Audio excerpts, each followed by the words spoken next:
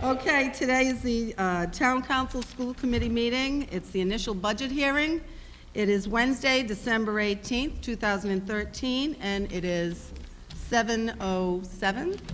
Shall we all rise for the Pledge of Allegiance? I pledge allegiance to the flag of the United States of America and to the republic for which it stands, one nation, under God, indivisible, with liberty and justice for all.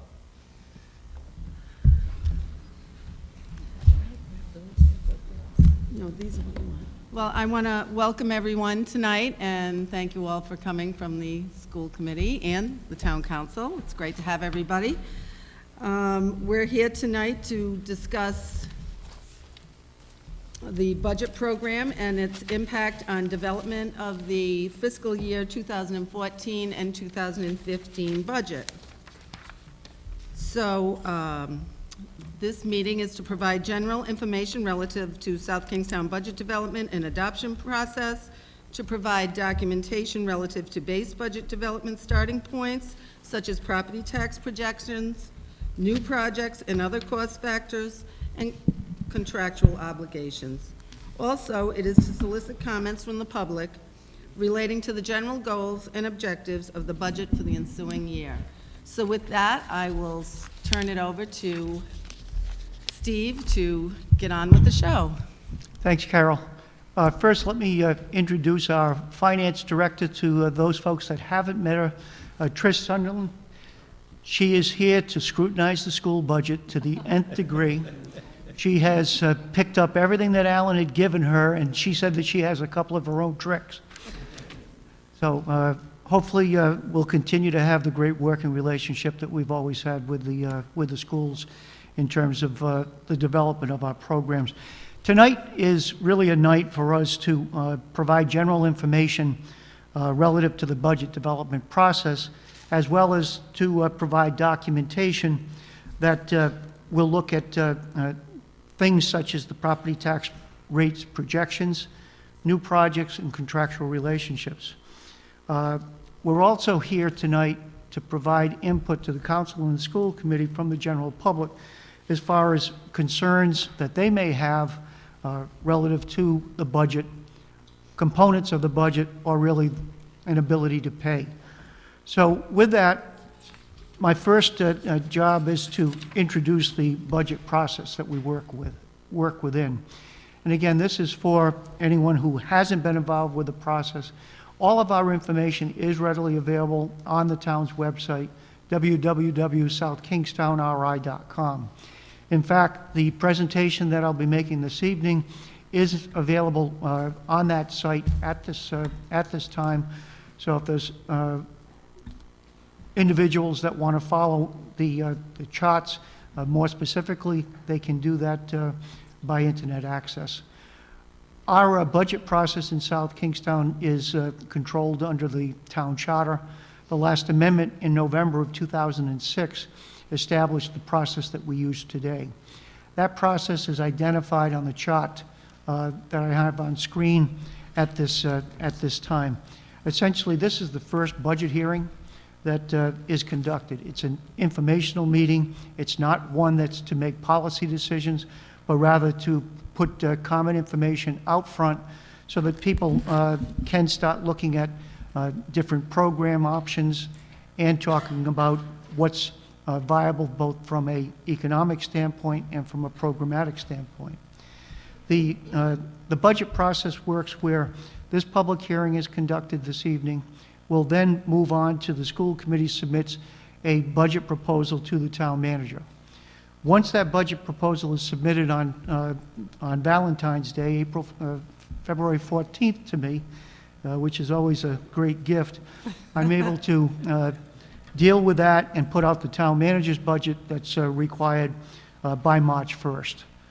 During the month of March, the council then will conduct a series of public informational hearings on the proposed manager's budget. Those are scheduled right now for March 3rd, 4th, and 5th at 6:30. And a fourth one is scheduled for the 12th and that's at 7 o'clock, and that would involve the review of the school committee's budget component within the overall budget process. Once those hearings have been conducted, the charter requires the council to adopt a preliminary budget. That budget has to be adopted on March 17th, and at this point, a tentative meeting is scheduled for 5 o'clock that evening. Once the preliminary budget has been adopted, public has the ability, with the filing of a petition to the town clerk's office with 25 signatures, to request specific increases or decrease in the budget of the town council before they adopt their final budget before April 1st. During that time, if the 25 signatures are there, let's say that the question was, will the council increase the public works budget by $10,000 to allow for additional streetlights? The council would not be able to just pass the petition. They would have to vote up or down on the request. They could approve it, they could reject it, they could modify it, or they could take whatever action that's necessary. What the charter wants is an opportunity for the public to be heard before the final budget is adopted. Once the final budget is adopted, and that would occur on April 28th, if there are a petition filed with 200 signatures, it could direct a requirement for us to go to a budget referendum. The 200 signatures would have to ask to either amend the property tax transfer to the schools or amend the property taxes necessary within the general fund for the municipal purposes. If there were multiple referendums that were submitted, based on the charter, that which has the most votes, if there were 2 votes, one asking to increase an amount by $200,000, another one by $300,000, if they were both asking to add, whichever one had the highest vote count would be the one that would be adopted as a part of the budget. That's the budget process that is used in South Kingstown. And at this point, I want to move through. The next slide will actually give you the schedule of the events that I've just mentioned. In starting the budget process for the 14-15 year, I think it's really important for us to talk about the new governmental financial management system that's being instituted. The system isn't just on the municipal side of the budget. It is a collaborative effort of the school department and the town government to be able to provide for an entire new system that will manage our financial systems. There are 3 different components or softwares that we will be using. One is the Munis financial systems. With that, we have already instituted the Go Live. We've begun operating with the general ledger, our purchasing, accounts payable, and budgeting. We will be going live, cross our fingers, for payroll and human resources as of January 1st. What that means that we will be taking the payroll in-house instead of having ADP process both the school and the municipal payrolls. That will be brought in-house. It'll also provide for a unified human resources software component. We're looking to have fixed assets up and running by March 1st. That's all of the financial systems.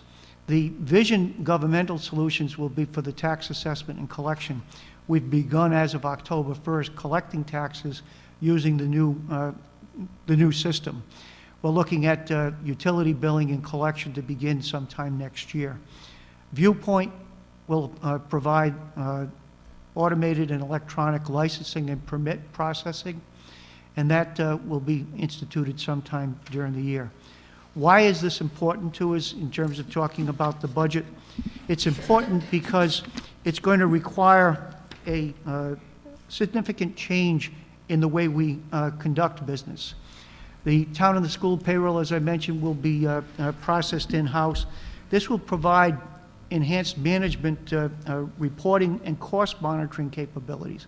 What do I mean by that? What we're looking to do is to be able to develop reports that will look at accruals, time leaves, as far as being able to provide better documentation in terms of contract negotiations, on reviewing what the fiscal impact is of various components that may be brought to the table, those types of things.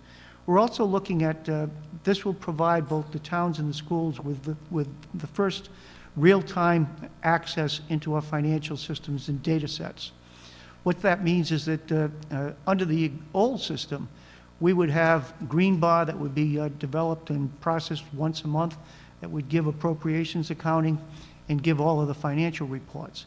Now, departments will no longer have to wait a month to see what those bottom line numbers are, or how much is in budgets, or how much they've spent in prior years. It'll all be on the computer itself. As we go forward, there'll be multiple years so that you'll be able to keep access to 5 years if you want, to be able to look back all the way to the object code itself. It's also an integration of the school financial reporting systems with the town. One of the things that's taken place with the government accounting board is that they're looking at the school fund as being integrated into the financial statements of the general fund. The reason they're doing that is because 86 to 89% of your budget is coming from property taxes, so they're looking at the schools as a component of municipal government rather than as an independent resource within government. That's also going to be reflected in the reporting that we have to do currently with the state of Rhode Island. We are currently filing reports on a quarterly basis, and those reports involve both the financial management for the town and the financial management for the schools in one document. So the financial management systems will provide us with greater ability to be able to deal with those type of reporting requirements. It'll also provide greater transparency because that information will be publicly available as well. The paperless requisition and purchasing system provides direct controls for the schools and the town in terms of purchasing systems. No longer are people going to be able to submit for purchasing where object monies are not available within that code. Before they can submit a request that will go through a purchasing process, there has to be adequate appropriation within each of the object codes within that chart of accounts. This will streamline the process for purchasing because we're not going to see a lot of things going back and forth on paper. It'll all be electronic, and it will also provide us with controls as to who's submitting for those requests. The full integration of the human resources program is going to help us because really what it's going to do is it's going to separate for the town and the school again the HR function from the payroll function. HR is going to deal from recruitment to hiring to documentation to classification of personnel. It's going to deal with the preparation of the employee records, and it then will transfer the information that's necessary for payroll. The lines of authority and security as far as who has control over how monies are distributed through payroll or fringe benefits will be segregated within the proper functions. This will provide much better best management practices in terms of our financial systems management. So there's a lot of good things that are going to come out of it. There's also a great deal of work that's going to be required, and probably 2 to 3 years before the system really provides utility where the historic data will be there for a 2 to a 3 year period. When we look at the 15-year budget presentation, there's going to be a whole new chart of accounts. Chart of accounts is how do we budget? How do we set up the various departments? That's going to provide us with greater management flexibility and cost analysis capabilities. The general fund, as well as our special revenue funds and our enterprise funds, all will be restructured and restated to allow a greater deal of a greater appearance for transparency purposes. When we talk about the changes in the chart of accounts, what we're also going to be looking at is that costs associated with employment benefits will be presented within the component of the operating budget. So when you look at the police department budget, you're going to see not just the salary associated with the police department, you'll see what the fringe benefits, the health care, the life insurance, the dental care, the FICA, Social Security, or pension payments, so that we can then isolate what is the true cost of the municipal services by department.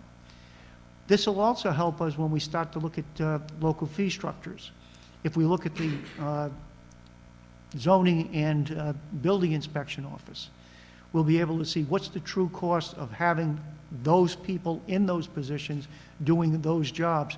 What's the revenue that comes in based on the permitting system? Is it adequate, or should it be subsidized with property taxes? This is something that we haven't had the ability to do in the past, and something that we will be looking to do in the future. We're looking at direct costs will be identified within each of the program components.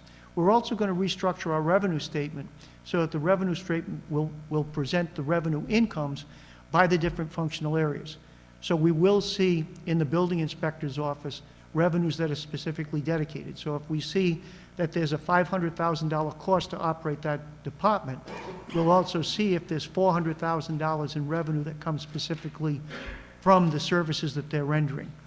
Then we can look at, is it a case that we should be looking at revisions in terms of the revenue structure by increasing fees or decreasing fees. All of this is something that will come through the restructuring of the budget. Personnel time allocations have also been changed so that we'll be able to budget where the people's services are being had. For an example, the finance director works not just in the general fund, but she also has duty and responsibility within the utilities. If we have 50% of her time budgeted in the general fund, we may have 20% budgeted in wastewater, 10% in water, and so forth, so that we can get a true accounting as to what the fee schedules should be for those utilities within the enterprise funds. All of this is something that is going to require major changes in the way the budget presentation is had. What's the expected budgetary impact? As we talked about, revenues and expenditures will be restated, and there's going to be requirements on the town council's part. Council will be required to amend the town code to the budget restructure. We will do that once we get the budgets out before we get to June. We will also have the town council readopt and amend the current adopted 2013-2014 year budget with global amendments so that while the bottom lines may not change, the restructuring will be approved by department. So all of these things are coming our way. It will take us several months to get to that point.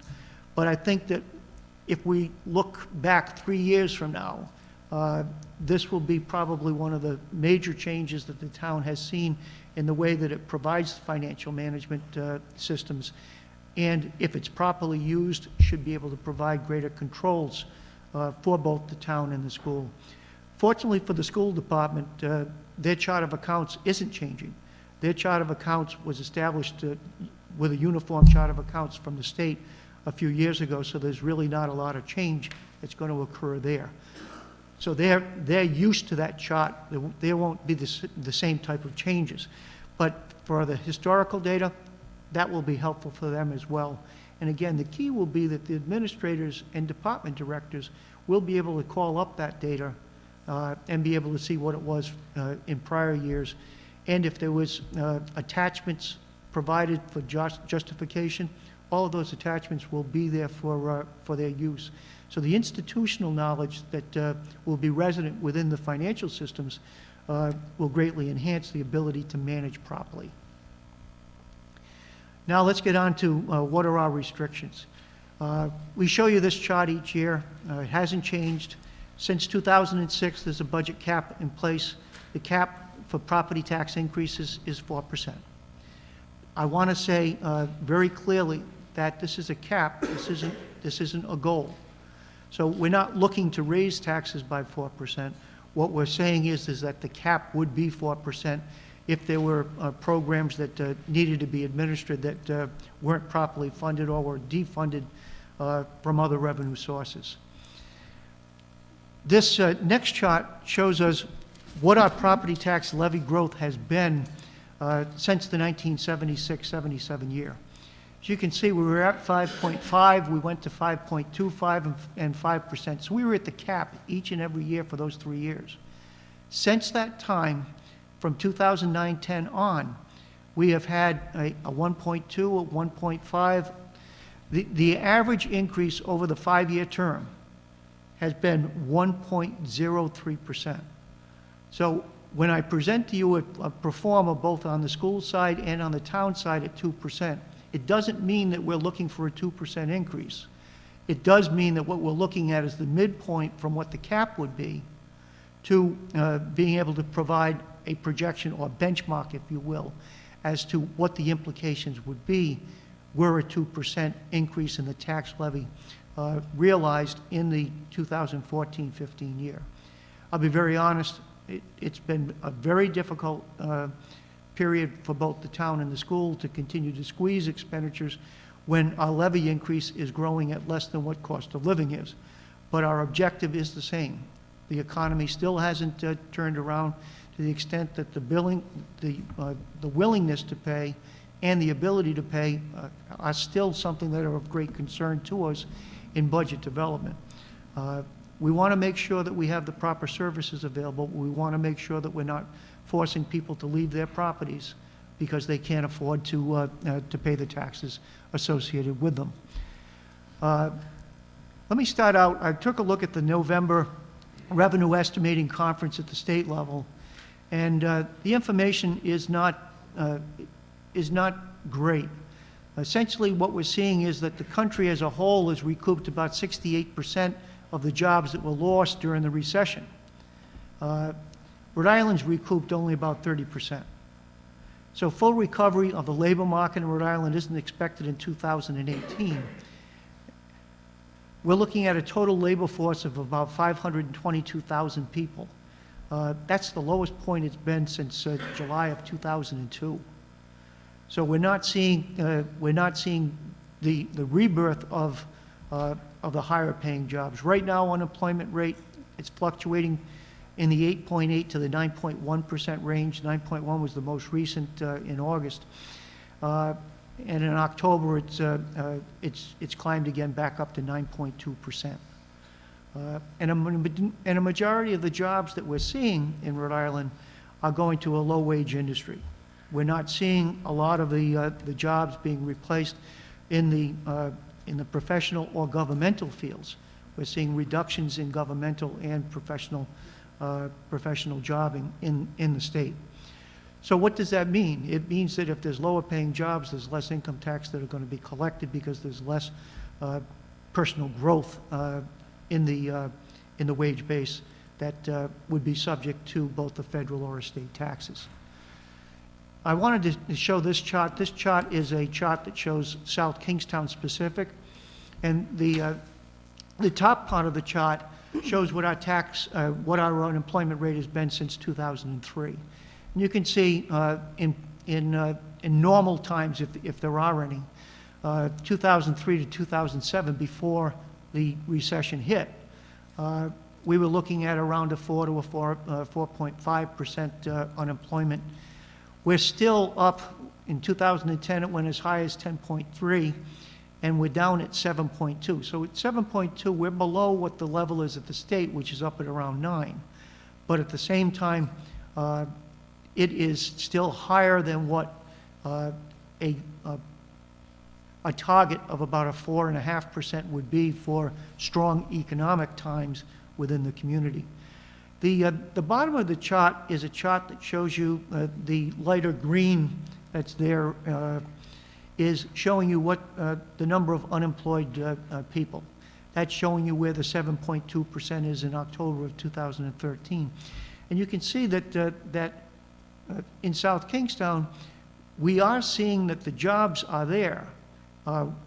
It's just a case that we're not seeing the decline in the jobs as we're seeing at a statewide. The state saw, going down to 522 from about 570,000 jobs. We're maintaining that 15 to 16,000 jobs in the community. It's just that 7.2 of them are people looking for jobs. rather than having the jobs. And what we're also seeing is that the unemployment rate information may not give a true picture, because what we may be seeing is people working in jobs that they are overqualified for, or that are working in multiple jobs because they're part-time in nature. So we are not seeing a time where we can say, hey, it's time to go back up to 4% tax levy, there's plenty of money to be paying the taxes. It's a case where we're still in a building period, and we're still looking to be able to minimize whatever the impact is on the taxpayer. The Rhode Island economic landscape, when I looked at the state budget, again, using the information available from Revenue Estimating Conference, the state had good news in 2013. They closed with a $97 million surplus. For the 2014 year, they're looking at about a positive track of about $42 million at this point. For 15, they're forecasting a $140 million shortfall. Well, how do you go from having 42 million to 140? A lot of it is the cost of social services that are not federally funded. A lot of it is core funding within human resource areas. Again, when we look at the state general fund, the deficits in the out years, the state looks out 5 years. What they're looking out in those out years is that the deficit will grow as much as up to $400,000, or roughly 12% of available revenues. How do they come up with the $400 million? They're assuming that there's going to be a substantial loss in gaming, and also the fact is that the expenditure levels are growing faster than the revenue increases are. So what we're seeing is that, that at the state level, we're not anticipating that we're going to see a return of federal revenue, of state revenue sharing to the cities and towns anytime soon. We're not anticipating that there's going to be more dollars available for education aid as well. And we have concerns that some of the aids, particularly in the school, that have been there in the past may not be there in the future. Our concern this year is principally looking at the group home aid, which is about a $315,000 item, and I'm concerned, based on the budget development that's happening at RIDE, that there's two different budgets. One looks to take out that money. And that money is necessary because that program for the children that come through that program that live in group homes far exceeds the $300,000. So it's an important program to us, but not one on a statewide basis, because many communities are not seeing resident group homes in the numbers that we see in South Kingstown. So from a state economic, we're still not looking at there being, there's still not a lot of light at the end of that tunnel. When we look at the municipal landscape, again, the cap is 4%. We're not looking to get anywhere close to that. We are looking to continue to maintain a healthy fund balance. The fund balance that we're looking at right now is about 12.5%, and I'll give you more detail on that as we go through. And as of June of 2013, we're at 10.16 million unassigned. We have no private pensions. I think that's important to point out, and our combined MERS plans have an unfunded liability at this time of about 14.7%. But that's up from 13.6 in the current year. So it's not going in the right direction, and it hasn't been for the last several years. And I'll give you some more detail on that as to why that's happening as we move through the slides. We're also continuing with our effort through the capital improvement program to reduce bonded indebtedness by not entering into new debt in the next 2 years. This is allowing us to reduce what our debt service requirements are, to provide some relief as far as tax burden increases are associated with the yearly budget. When we look at the property tax levy and expenditures for the last 4 years, one of the things that is of concern is that we're starting to see, we're seeing that the municipal share is increasing, And we're also seeing that, that the school share is decreasing. Well, some of the decrease is associated with the reduction in the number of students that we're educating. But what we're also going to see is a creep with education again as the education aid formula continues to take its toll on South Kingstown. In fact, education aid for next year will be down $261,000 under the formula itself. And we can go into more detail with the school's presentation on that later this evening. When we look at the tax transfer, though, for the schools under the municipal expenditure program, you can see that we're looking at an increase occurring. Over the 3-year period, we've gone from 65.8% to 66.2%. Even though the school budgets are going down, the share of property taxes necessary to support those budgets continues to escalate as a percentage of the overall program that we're running. Some of that's because we're seeing reductions in the debt service accounts that are sizable. We're down to about $3 million from $4 million, so it's about a 25% reduction in those areas. But I think that what we're seeing is that, that we've had very stable budgets over the past 3 years, and hopefully we can continue that process as we move forward. The next slide looks at the school revenues, and as you can see again, when we look at the total general fund, we're looking at a creep as far as current year taxes. Current year taxes are going up, where they're now at 88.67%. When you look at that, you say 88.67 cents of every single dollar is coming from property taxes to fund that general fund. Obviously, a major portion of that, almost 50 million, would be school associated, but again, 88.6% means that we're not getting much from outside sources, particularly the state. You can see the state stayed stable at about 3%. But I'll show you in a couple more slides that the state aid's down $1 million in the last 5 years on the general state aid to the town. It's down substantially again after the first 3 years implementation of the education aid formula by approximately, I think, about $850,000. So, you know, again, what we're seeing is that those programs that we run that have had the state supports are losing those state supports as we go forward. Preliminary budget development guidance, I'm not looking for increases in service levels from 13-14 year. We're looking that we will have to conduct elections that will cost another $25,000 at minimum. It's good news one year and bad news the next year as far as the canvassing budget's concerned. We're looking at salary increases that are programmed in the municipal at 2%. When we get done with a step on that, we'll probably be looking at a 3% effective cost within the police department sworn unit, and all of our other units will be at around a 2.5% increase. We're also putting a placeholder of 2% in terms of health care. One of the things that Obamacare is going to mean to communities and school districts is that we're going to stop paying costs that are going to be contributed toward the administration of those programs. The first of those is a dollar per person that's uninsured life. That'll be coming up, I think, next July.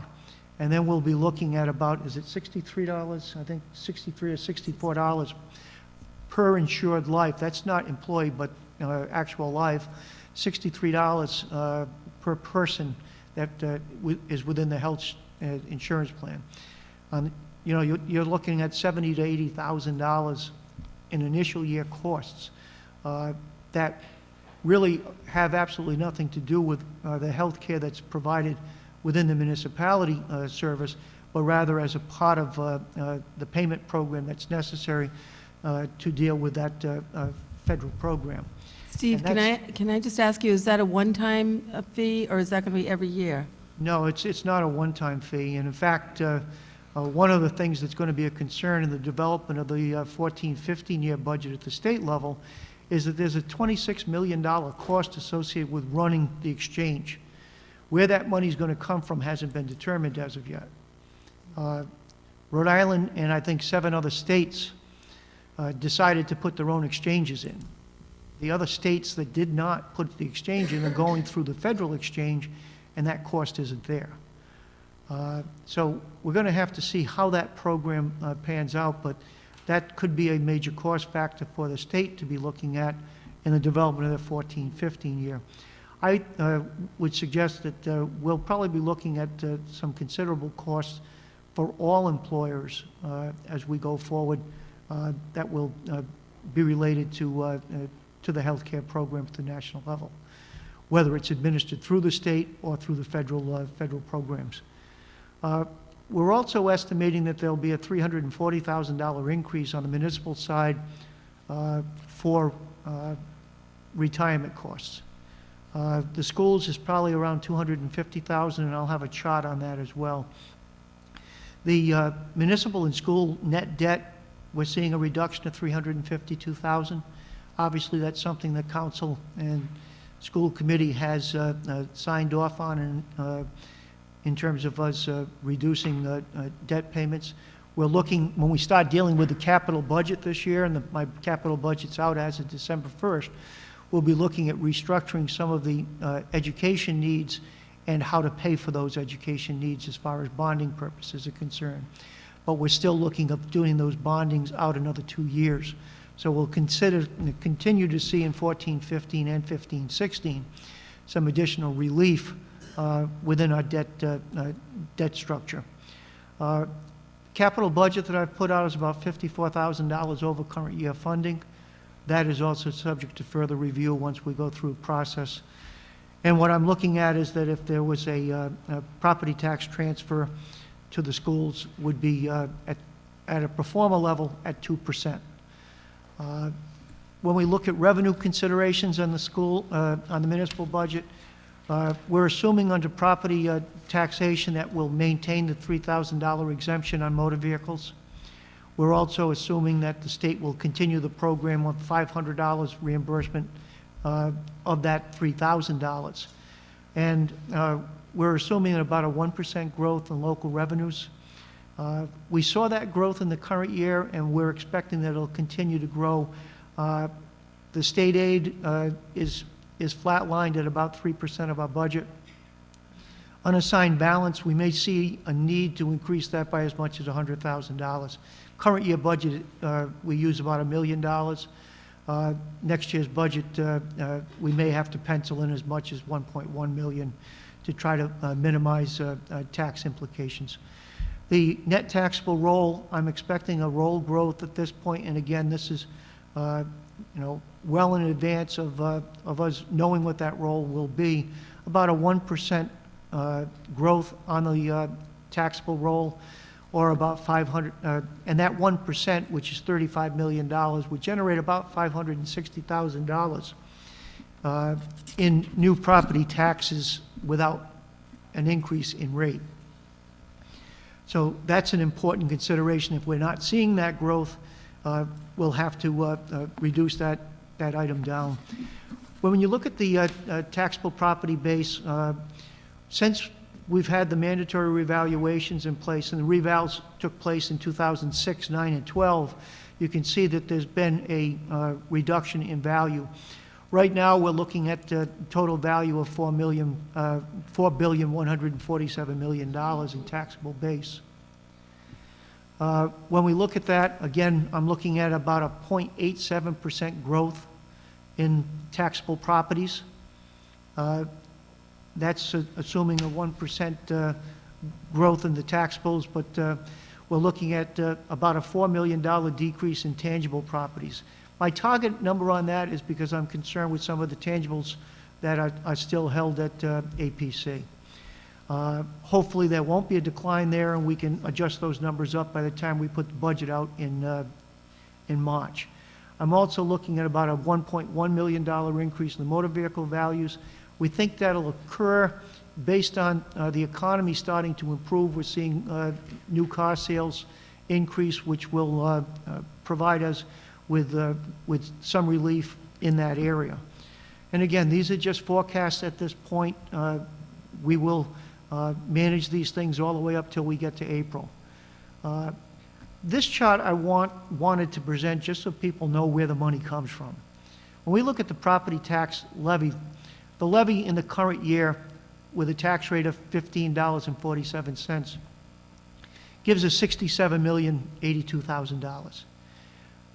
82.1% of that's coming out of the residential tax base.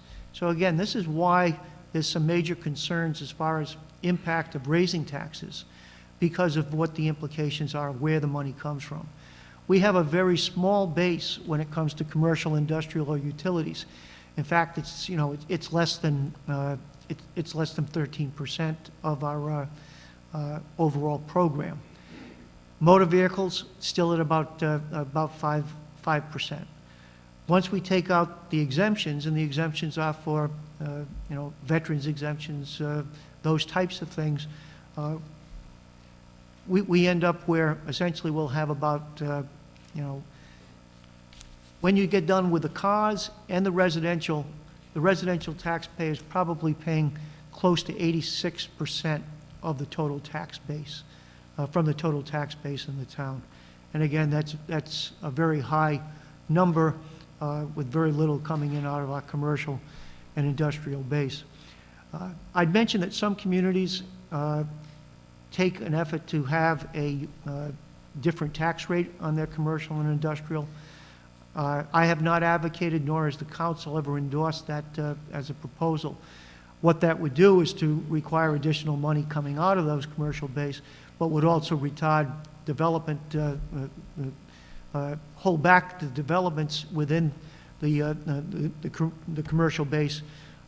Right now, we're seeing a great deal of good things happening commercially in town. We would have real difficulty to create some type of a shock factor. Some communities have as much as 150% of the residential rate that they charge for commercial. I don't think that's a good idea. I think that we need to minimize what the tax impacts are rather than try to reallocate a larger tax. Pro forma budget, when I take a look at the overall operations budget, we're targeting a starting point of about 1.94%. This includes the 2% going out to the schools and a reduction of about 18% on their debt service amounts. Capital budget is, as I've mentioned, debt services, as I've mentioned. So we're looking at a case where the overall increase would be about 1.9 or 2%. On the revenue structure, you can see it's flat. We're looking at the tax levy at the 2%, and everything else is below 1. Again, we're continuing to see erosion on the state revenue market, and effectively we're seeing about a 1.48 or a 1.5% increase overall when it comes to non-property tax revenues, which is inclusive of the state and the federal programming. Let me skip that. I want to move a little bit quicker. The next page that I've got up,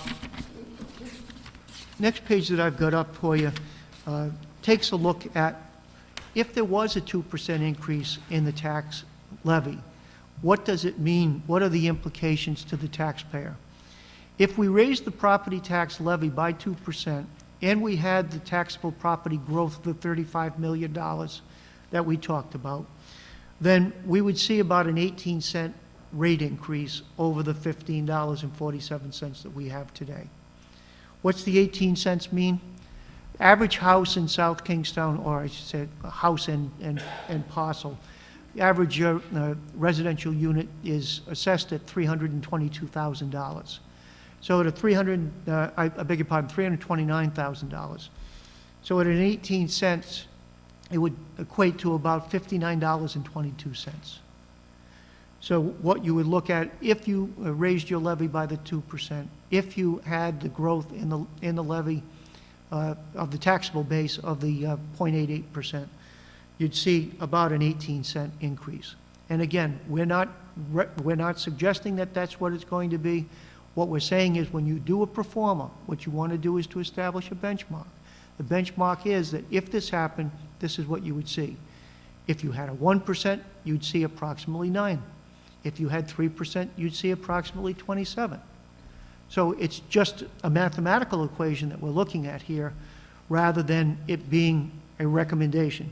I don't want to see the newspapers say, Alfred's recommending an 18-cent increase, because it may be much more than that, or much less. The municipal debt program, I'm not going to spend a lot of time on this. A lot of the information that I've provided to you is so that you'll have the documentation. If there's questions that you have, then you can get those to us. Or if people have questions of you as elected officials, you may be able to answer the questions for them as far as why things happen the way they do. Again, what we're looking at is the projected debt level is going to decline between June 30 of 2014 and June 30 of 2015 by about $2.5 million. When we look at state aid, I gave you this chart just simply because it always infuriates me to see the general revenue sharing in 2007 at $1 million being $0 since 2010. So essentially, this chart lays out where are we today versus where were we with state aid. And when people talk about high property taxes in the state of Rhode Island, this is the poster child for why there's such a requirement for property taxes, because we're not seeing any of the income tax or sales tax that's generated within our community coming back to the community, other than the monies that come in for education aid, or and when we look at the $2.3 million, $1.3 million of that is monies that are pass-through monies that the state is either reimbursing us on, or it's a tax that's been collected directly for the municipality to reimburse costs of services, whether it's on motor vehicle phase-out for that $500 that we talked about, whether it's the meals 1% or the hotel 1%. All of those are activities that are occurring within our community that the money's returning to. But again, the federal, the general revenue sharing was a case of return of income and sales tax. That has been lost based on the policy decisions that have been made at that state level. This chart just graphically presents the way that we've seen the state aid go on the muni side. Capital budget, we'll spend time on that in January. Again, when we look at all of the different funds, there's sizable changes that are occurring that need to be justified and presented on a program-by-program basis, and they will be when we start the reviews in January on the capital budget that Council has in its hands today. The next item I wanted to bring you up to date on is the school retirement system. Right now, what we're looking at is that if we looked at 15 by simply taking a 2% factor on 14 salaries, I would calculate that for the teachers, we would see about a $181,000 increase in the cost of pension, and on the non-certified, around $59.6 thousand, or $240,000 overall. I'll note that as far as the rate that's presented on the non-certified, the state's reporting it at 11.57 from the pension board. It's actually 12.57 because there's the 1% that schools and municipal have to pay for the defined contribution component of the revised pension plan. So that's why I think, John, you were looking at the 11.57, and we would have to look at that 12.57 on those numbers. But so you're looking at, how do we stand still yet cost more money? This is one of the items, the $240,000. Let's look at the municipal, because this is worse. Here, what we're looking at on the rate increases is we're going to be going on the police sworn officers from a 15% contribution rate up to 22.7. Unfortunately, the state doesn't contribute toward the police as they do toward teachers. So when we pick up a 7.7% increase in the cost of the pension plan, we're looking at a sizable increase. Overall, we're looking at about a $341,000 increase. That's assuming a 2.5% factor on each of the labor groups that are listed here. So when we get done, we'll talk about almost $1.5 million in pension costs, up from 1.15. So these are costs, even standing still, that are going to adversely influence the development of the 14-15 year. The next chart, I think, is a very important chart because many questions get asked as to funding ratios, and that the state wants a 70% ratio. Right now, the state's ratio is around 59.5% on teachers and state employees. When we look at the three groups that we have in South Kingstown municipal, and the municipal is inclusive of non-certified school employees, we're looking at, we have an unfunded liability at this point of the, we have a funded ratio of 85.3%. So what I've given you is a look at how that funding ratio has changed since 2009. As you can see, in 2009, it was at 94%. We're now down to 85.3%. This is one of the reasons that the prior chart was showing the escalating cost of pension contribution from the employer. And one of the concerns that we have to put on the table is that there has been negotiations going on based on the pension changes that were instituted in November of 2011. Should those changes, should there be some type of a agreement to reinstate benefit levels, the unfunded liabilities at the state level, at the school teacher level, and at the municipal level is going to be adversely influenced. So there has been a great deal of negotiation. Unfortunately, there has been no municipal representatives or school representatives at the table because the lawsuit was brought against the state. It wasn't brought against the municipalities. It wasn't brought against the individual education units. So we have no idea what consensus is being developed or what the fiscal impact of any settlement would be with that group.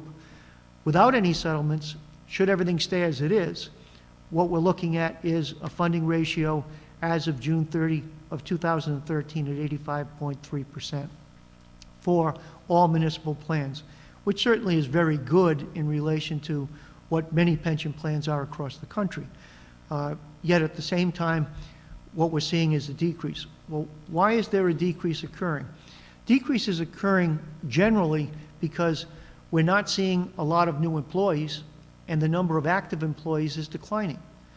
As you can see here, we're increasing still. We've gone from 385 last year to 387 in the current year. But what we're also seeing is that the years of services are increasing and the salaries are increasing. So as the salaries increase, the cost of liability continues to increase. Even though our salaries are relatively low, when we talk about, on the municipals, average salary right now is at $38,054, or with the EMS at $46,500, or the police at $58,000. So we're not seeing appreciable changes in the level of salary, but what we are seeing is that the decisions that are being made could continue to adversely impact that funded ratio. One of the other reasons that we're seeing the ratio go down is because the state this year made about 11.1% on investments, and over the last 5 years, that's down to, when you look at the 5-year, it's at about, I think, 6.1. And when you look 10, it's around 7.2. So on a 10-year basis, they're close to where they should be. But on a 5-year basis, they're below. If you're below, it means that the unfunded liability is going to continue to escalate. So hopefully we'll see better investment returns, and we'll start to see that 85 going back up to 86 or 87. If it doesn't, what we're going to continue to see is the escalation of the rate that the employer is going to be paying. So these are major cost factors as we go forward. Unfunded liability, unassigned fund balance, we're seeing an increase there. We had a surplus, and again, when I say surplus at this point, it's an unaudited surplus. The audit will be completed within the next couple of weeks. But at this point, the 12-13 year, we returned a $1.5 million surplus. We used $1 million to fund the 13-14 year. So we net out at about 13.7%. The 13.7% is below what our target is. Our target would be 16.67. What that is that's taking 2 months. Standards are looking to have 2 months of your operating budget in hand for any type of an emergency. So that's how you come up with a 16.67%, 2 months out of a 12. And what we're looking at here is that our target is closer. I don't think we need to get to the 16.67. I think that I'm comfortable in the 13% range or even the 12% range at this point as we move forward. What we don't want to do is to create a structural deficiency in terms of putting too much money in any 1 year. Last slide is full disclosure as far as what our salaries requirements are for both 14-15 and 15-16, and also what our co-pay requirements are. So this is what we will be budgeting on based on both salary and the pensions. One other thing that I need to bring forward to the council and the community at large is that the South Shore and Middlebridge water systems, we are being required by state law to restructure the current billing practices. Right now, we send out one bill with 2 payments that are required for that bill. Under state statute, we're going to be required to send out quarterly bills, which means that instead of the 1 bill going out with 2 payments, there's going to be 4 bills, each requiring the payment. The major change that's going to occur is that we're going to be billing people for the prior 3 months of actual use. In the past, what we would do is we would bill in the rears. What this means is that we're going to have really in the 2014-15 year 2 separate billing cycles occurring. One is a billing cycle that we will put out in July, which will bill Middlebridge and South Shore for the excess water that they normally got the bill in September on. And then we will send out a September bill that will be for the July, August, September. It'll be in October for the July, August, and September water uses. What the state's objective here is that they believe that by having a rate which charges more for the amount of water that you use, that people will start to conserve. The conservation will then provide for greater flexibility in terms of our water resources. I'm not sure that the public is going to see it in the same vein.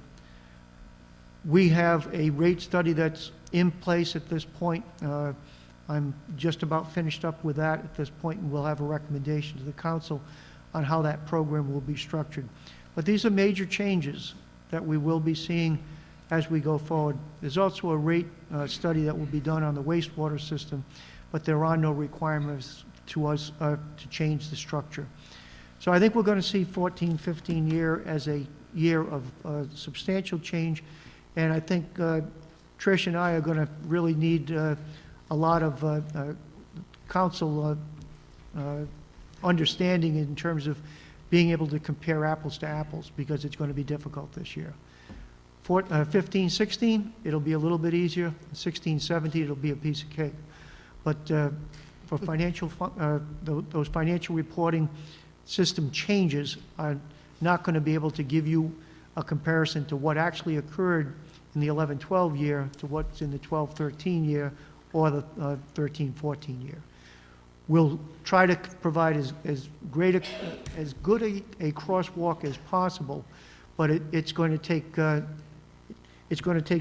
you having a great deal of confidence in the numbers that we put in front of you. That's the end of mine, and that means that we move on to the superintendent. I would ask if there are any questions that anybody may have on any of the presentation. Also, again, the documentation isn't just to be talked about this evening. It's there for people to review, and if there's questions, give me a call. I'll be glad to try to answer any questions that you have. With that, if there's no questions, I'd pass the baton on to Yep. Kristen. Thanks, Steve. It always seems like the year ahead is always the hardest one to deal with, doesn't it?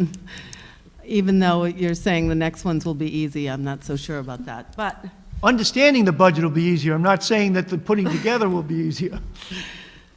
anyway, does anybody have any questions? No? Okay, so on to the school budget.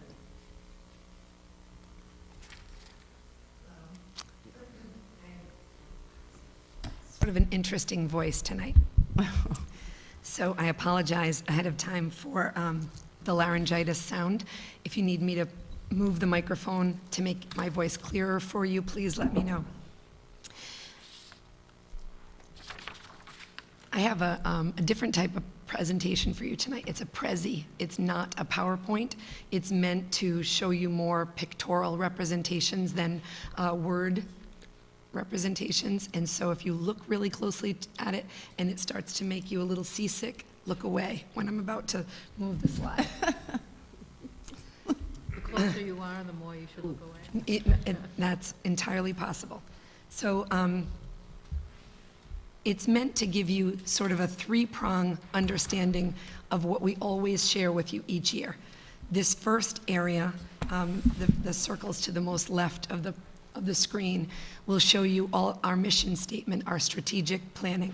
Then I'll share our demographic data with you, and then in the last part will be our budget forecasting for you. And as always, we have handouts available. I believe they were passed out to you, but there are also some available for the audience. This is a reminder of our mission statement. It's the mission of the South Kingstown School Department in partnership with our families and the entire educational community to educate and engage all of our students in the knowledge and skills necessary to ensure readiness and success in college and career. And beyond the strategic plan, we've developed, through our leadership team, a theory of action. How do these strategic plans become a reality? It's through a clear educational focus. And the three major points of our educational focus are connecting the dots among all parts of the district, pointing the way to strategic decisions by aligning structures and aligning resources, because the research says that the more clearly you can articulate the theories that lead to success, the more deliberate you can be about investing in the elements that are critical to that success. We've developed, as I shared at the budget presentations last year, a unifying district concept, which is called The Key is Me. It's meant to unite the masses, the families, the teachers, the students. The entire educational community needs to take personal responsibility for the achievement of each and every one of our students. We've drilled down really to 3 instructional priorities in our strategic plan, and we're in year 4 of a 5-year strategic plan. First priority is to ensure that all students have access to the general education curriculum.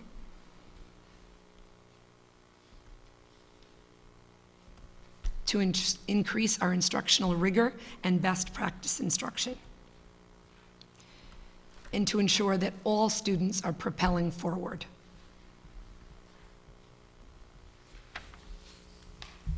In terms of our demographics, we have a similar level of English language learner population as we have for the last 5 years. We have less than 1%. Most of our English language learner students are honestly the children of University of Rhode Island professors. So their level of proficiency in their own native language is very high. So it's a different learning pathway than you'd typically see in Rhode Island. In terms of our students who are eligible for free and reduced lunch, we're marking at 17% now. In 2009, we had 13% of our students in poverty. In 2010, that rose to 16. In 2011, 17. And then in 2012, it was 18. And the data that we use is InfoWorks, as we use every year, which is available to the general public on the Rhode Island Department of Education website. So we've actually dropped 1% in terms of our free and reduced lunch numbers, which is what the federal government uses to determine our poverty levels. In terms of students receiving special education services, we've dramatically lowered this number. We're at 13% of our population receives special education services. I would say it's largely due to the Response to Intervention Initiative, which is a regular education initiative, which identifies student need and works with children on giving targeted intervention services during the school day and monitors the progress. And if children aren't making progress, changes up the intervention services. In 2009, 18% of our students had special education needs. In 2010, that dropped to 16. In 2011, dropped to 14, where it stayed the same. In 2012, we're now at 13%. The state is at 15%, and the nation is at 13.1. So for the first time in a very long time, I would say over 10 years, we are below the state and nation. So our population is changing a bit. This is our poverty rate by school. So you're seeing that the items highlighted in red are the areas of highest poverty. So they are either at or above the district average. And so for the elementary schools, Peacedale is our highest poverty school with 20% poverty rate. West Kingston at 17%, Curtis Corner at 20, and the high school at 17%. That's an unusually high school number because, as you can imagine, children at the high school level are not always eager to fill out the free and reduced lunch forms or present themselves in that manner in the lunch line. And so this is likely a higher number than is tracked. You watched Broad Rock the last 2 years as our highest poverty school. That wave has now gone up to Curtis Corner. And we've seen some fluctuation where Wakefield and West Kingston were our Title I schools for the last 2 years. You're now seeing more of the poverty at Peacedale School. This is our special education rate by school, where Peacedale, Wakefield, and the high school are at 13%, which is our district average. Again, there's rounding, so it's a little higher than whole figure percentages. Matunic and West Kingston, and then Broad Rock and Curtis Corner have the lowest special education rates at 11% of the population.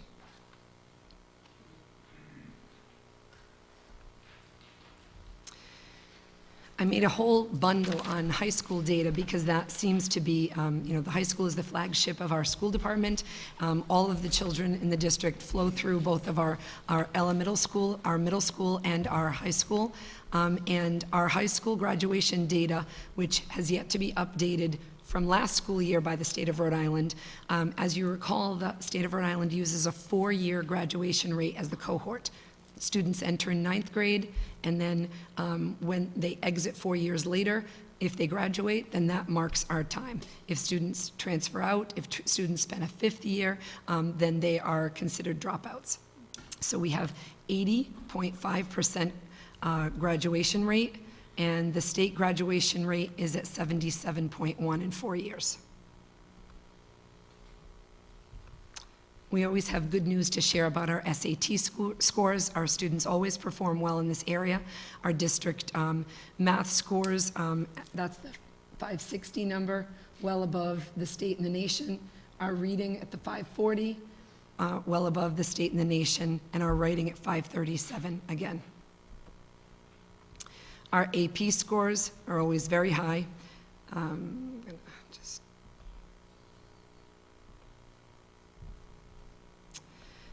We have, out of 154 youngsters took AP exams, 90 students are represented in that figure, so it shows you that a lot of our students take more than one AP exam. We pride ourselves in our college mastery levels scores, so out of 154 tests taken, 141 of those are at the college entry score level, which defined by college could either be a 3 or a 4. A lot of our scores are 5s, which is the highest score that you can get. I've been here 5 years. I still find it absolutely amazing that we score that high. I've never seen such mastery level. 92% of the youngsters who are taking the test are scoring at that college level. So that's great instruction, great family support, and a lot of really hard work on our children's part. These are our high school kneecap scores. So I tried to color code them. It looks a lot better on my screen than it does up there. It's clearer. But if you just watch the staircase go up, it might be a better representation. So each one of these, this is actually red, and it looks a little muddy, but that's 0708. This is where we scored in math, reading, writing, and science. Science was not administered that year, so you see no red band until 2009-10 school year, the spring of 2010. And what you're seeing is a general overall increase in every area as time goes on. We had a one-year drop in science, leveled off to our scores a year earlier. If we're looking at the progression, our next year should be much higher.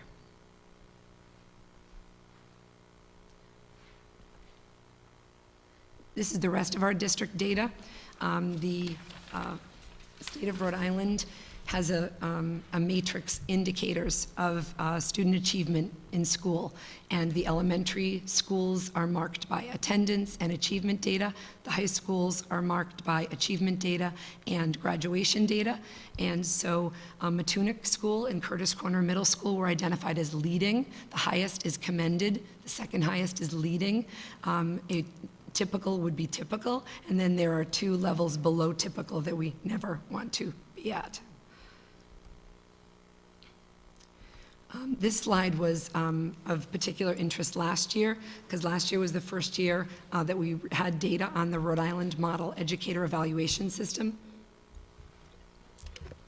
Last year, we evaluated 265 teachers. The teachers that were not evaluated would have been in areas like guidance or school nurse teacher, other support areas. An evaluation system for them had not been developed. Teachers who were on long-term leave of absence or sabbaticals, they would not have been evaluated either.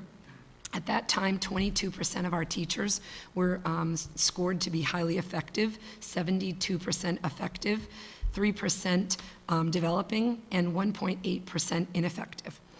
In this last school year, we evaluated 278 teachers, 136 or 49% highly effective, 133 or 47.8% effective, 7 teachers developing, 2% of our teaching staff, and 2 ineffective, which is less than 1%.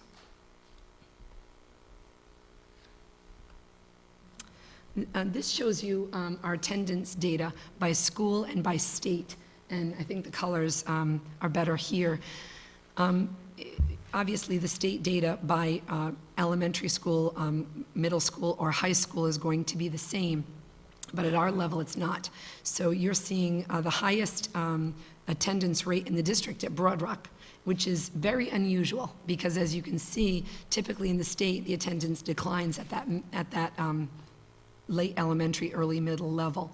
We're doing a lot of great things at Broad Rock in terms of attendance and following chronically absent, chronically tardy students, and we're trying to replicate that work throughout the district. By and large, as a district, we do very well with attendance. We have high attendance rate, low transiency rate. Our elementary students are at 96%, and Broad Rock at 98, Curtis Corner 95, and the high school at 94. For the first time, the Rhode Island Department of Education is actually tracking chronically absent students. So these are students who are absent more than 15 days per year. And you can see that again, Broad Rock is doing a really, really good job at identifying these youngsters and getting them into school. Matunic is also. Wakefield does a really great job. West Kingston and Peacedale are well below the state average, and as is Curtis Corner in the high school. But some of these figures, particularly at Curtis Corner and the high school, are troubling to us because we know that it's a really significant predictor that if you're absent or chronically truant, that you won't do well in school. So you're not going to be achieving at high levels and you're at higher risk of not graduating. So we are actually making goals and setting teams together, working with the school resource officer, and specifically at the high school, Kevin Cronin, and at the middle school, Jared Vance, to really drill down on these youngsters and increase that data. This is the funnest slide so far. This is our innovation. I know it's been totally fun thus far, but this one's very, very fun. This shows you that despite the really dreadful slide about how our revenue has been declining, particularly from the state, we are able to be innovative, and that's difficult, as the manager pointed out earlier. We have done some really wonderful things just this year that we wanted to bring to your attention. One of the things that the Accountability Subcommittee worked on is something called the Job Satisfaction Survey. It actually came up as an idea from one of our community members, Roland Benjamin, who owns his own business, and in every year gives a satisfaction survey to his employees. So we took a look at some of the national models. MetLife has done one, and some of the national teacher unions, and we identified one for South Kingstown. It took us about a year to develop, and we asked teachers and support staff, what are the biggest motivators to your job, and what are your biggest struggles, and how can we make it easier for you, and what type of professional development can we provide for you so that you can do your very best work. And the data that we got was really, really interesting. I guess I was taken by how many people took the time at the end of the school year for our first time to sit down and take this survey. 65 out of 167 support staff personnel, or 39%, participated in the survey, and 177 teachers, 61% of our teachers took the survey. And they gave us great ideas about the need for more professional development in technology, the need to have more technology, the need to really take a look at the assessment data and sort of consolidate some of the assessments, and take a look at the time management and the flow of the day so that we are concentrating much more on teaching and learning, and to give them some sort of relief or some ease of some of the state and federal initiatives that were really taking up a lot of their teaching time. The next item is actually an offshoot of our yearly Teacher of the Year celebration. We found that we were receiving so many wonderful nominations for teacher excellence in our community, which I'm sure is no surprise to you, that we would like to honor a teacher every month. And so, based upon our unifying concept of the key is me, the key to this child's kindergarten readiness or reading level or high school graduation is me as the educator, we sent out something on the listserv to all families, to colleagues, and said, please nominate a teacher that you know that is really showcasing this excellence every day. And so we had our very first Key is Me award winner that we celebrated by surprising her in her classroom at West Kingston Elementary School in first grade, Allison Rosen. And we had even more attention in January. They're just coming in left and right. So the fact that people in the community have been so touched by the efforts of our teachers to take the time to nominate them is really a wonderful thing. And Allison was educated at the South Kingstown school system. We know that. That's entirely why she's so wonderful. Entirely. One of the other pieces that you may not know about is that the school committee created a communication plan this year, and the Key Is Me is actually one piece of the communication plan, talking about having community conversations that begin before policies are developed, when possible. That we survey members of the community, teachers and parents, more than we did previously, because we want to make sure that we're taking a look from their perspective before we get knee-deep into decisions. We started the Key Is Me program. We are going to be creating a smaller advisory council made up of key stakeholders in the community that we can run some of our ideas by to make certain that every voice is represented. We also have an achievement policy. It's sort of a policy that really is the umbrella of all of our educational policies. This took about a year to develop, and it really has very high expectations for student learning that really encompass the first 3 educational focus items that I talked about earlier. And so now when we're laying out new course proposals, when we're looking at new activities and directives in terms of instructional focus, we have a policy that guides us in that area.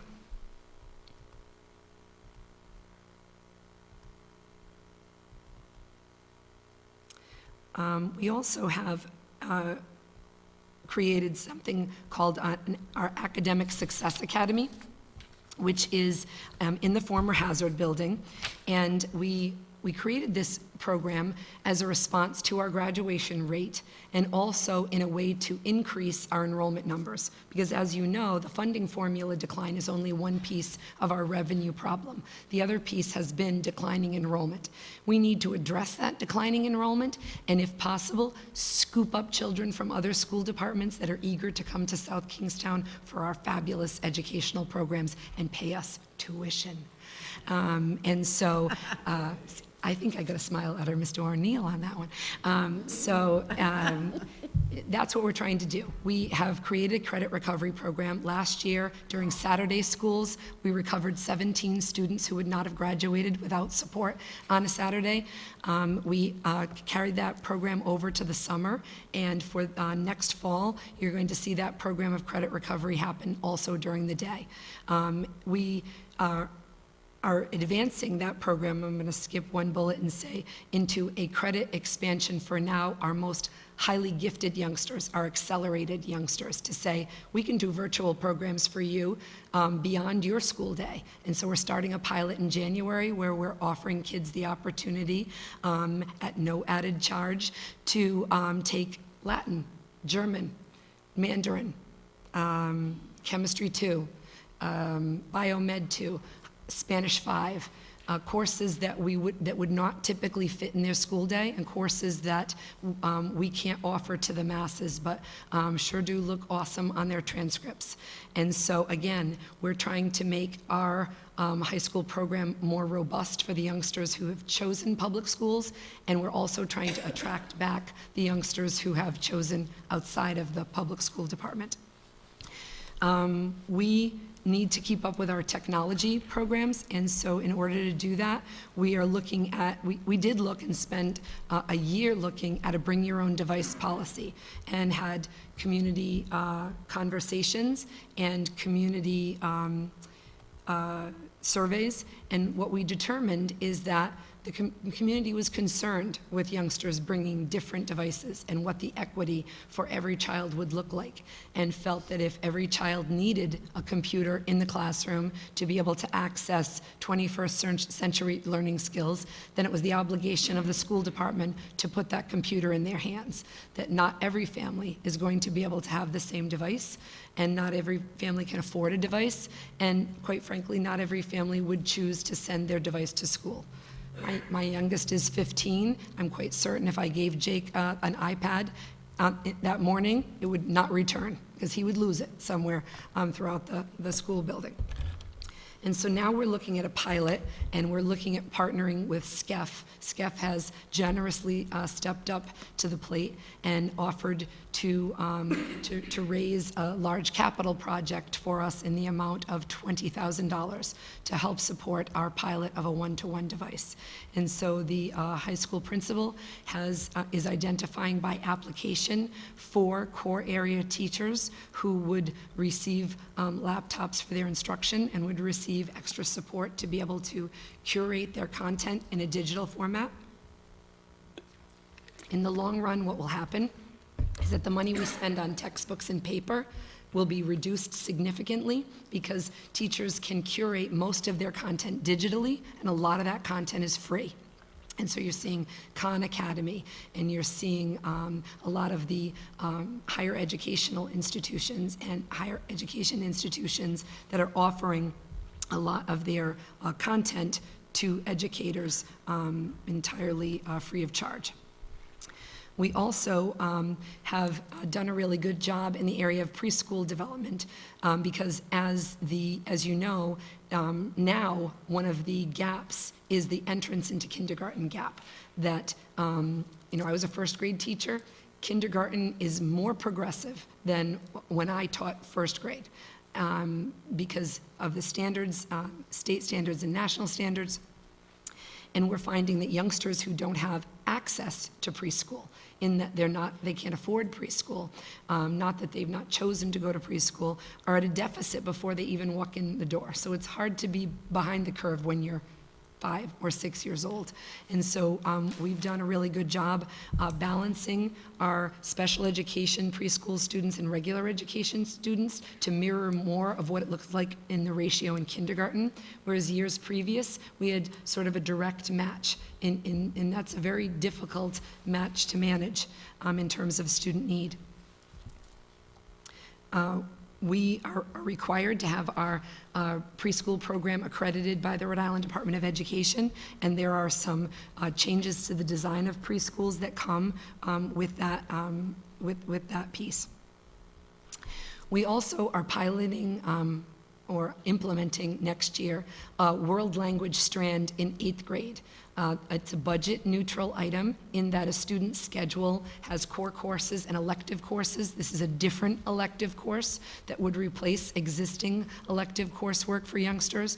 But I could never really understand why in a suburban, wonderful school department, we didn't have a world language course for 8th grade youngsters so that they could enter 9th grade at Spanish 2 or French 2 or Italian 2.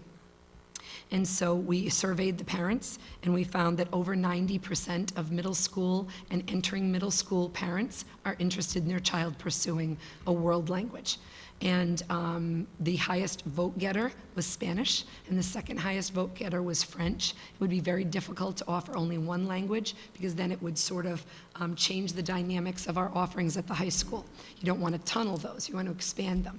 And so what this will look like is for the first time we'll be offering students a choice menu to pick their classes and then staff around student need.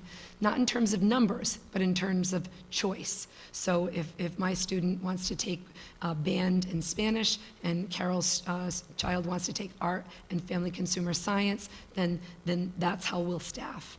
We won't know, just like the high school, we won't know exactly how to staff until the students and their families fill out those requisitions.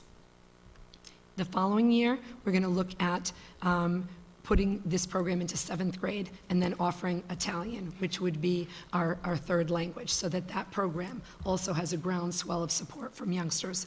And I added in the top 25 world languages just for you to take a look at. Mandarin tops the charts at #1, followed by Spanish, and then English for the first time in a long time.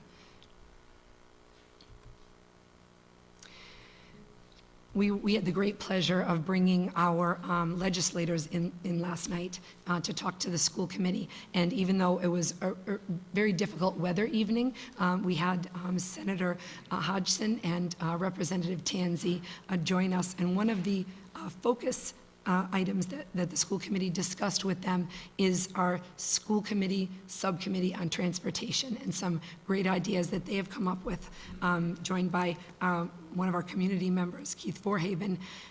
What they're looking at is to try to decrease cost in terms of transportation, while also increasing safety, which is tricky to do. They did a lot of research. They looked at all the state laws, all the requirements, worked in tandem with our bus company, and determined that bus monitors are required by state law for youngsters in elementary school up until grade 5. And for us, grade 5 is at Broad Rock. So in all of our elementary schools and grade 5 in Broad Rock, we're required to have bus monitors. Bus monitors come with a certain economic tag, but the safety of our children is the most important feature. So what we found out is from the bus company that bus drivers get sick. I'm sick. I understand that. And when they're sick, sometimes we can get a sub for the bus. I'm sorry, not bus drivers, bus monitors. Sometimes we can get a sub, but not every day can we get a sub. So there are days when the buses will run without a bus monitor throughout the state. And that there is new technology now that certainly either Kevin or Scott or John Rashat can go into in greater detail than I can, that is underneath the bus that has both a radar piece and also a shuttered camera piece, where if there's something that's identified as being under the bus, then the vehicle actually stops and can't proceed until the bus driver gets out and takes a look at what it is and resets a button. And so this happens constantly. This will happen beyond all the time. What the Transportation Subcommittee is starting to do is they're going to pilot this on our high school buses, because right now there is not a requirement to have a bus monitor on the high school buses. So that will just add to the safety of our children. And then we can take a look at how this is going to see if in the near future they would make a recommendation to bring it down to the middle level, and wanted to make certain that the legislators knew that while we would always have a bus monitoring feature, is it a bus monitor or is it an electronic monitoring system? And so that's something that they, innovative, safety, and a significant cost savings. The bus company is paying for this pilot, because we would be the first in the state to try something out like this.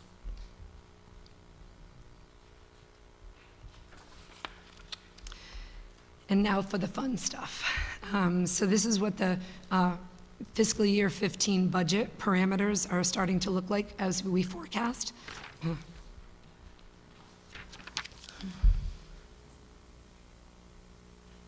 The first slide is on the pension trend, and again, it's projected. What we're hearing from our folks at the State Department is that the pension litigation, as the manager alluded to, is scheduled to settle. And that if it settles within this budget year, although that will be probably of wonderful benefit to our employees, it will cost significant amount of money at the state and the local level. So please consider these trends as projections. And you're noticing that even with pension relief, our numbers have continued to increase since 2011, and especially on the non-certified rate. I think it was a couple of years ago, you had asked what our federal grants program looked like. And you know that the total projected from the federal government is not known until July, but we can give you the current year grant allocations. Title I grant allocations are created by our free and reduced lunch numbers. So kids in a little less poverty is a good thing, but it means less revenue that comes in for Title I. Title I is typically used to fund some of our reading teachers, particularly in the Title I schools. And we received $377,000 in Title I. Title II, which years ago were the Eisenhower funds, spent largely on science and technology, and now are called teacher quality funds that usually are used for professional development or to offset class size reductions. So if we were to add a third grade somewhere, we could use Title II money as an offset to that new classroom. IDEA funds are based on our special education rates, so realize that as our special education numbers drop, so will the funds that flow through this federal grant. Preschool funds, we receive about $24,000, and then this slide shows how we have spent that money largely on salary and benefits.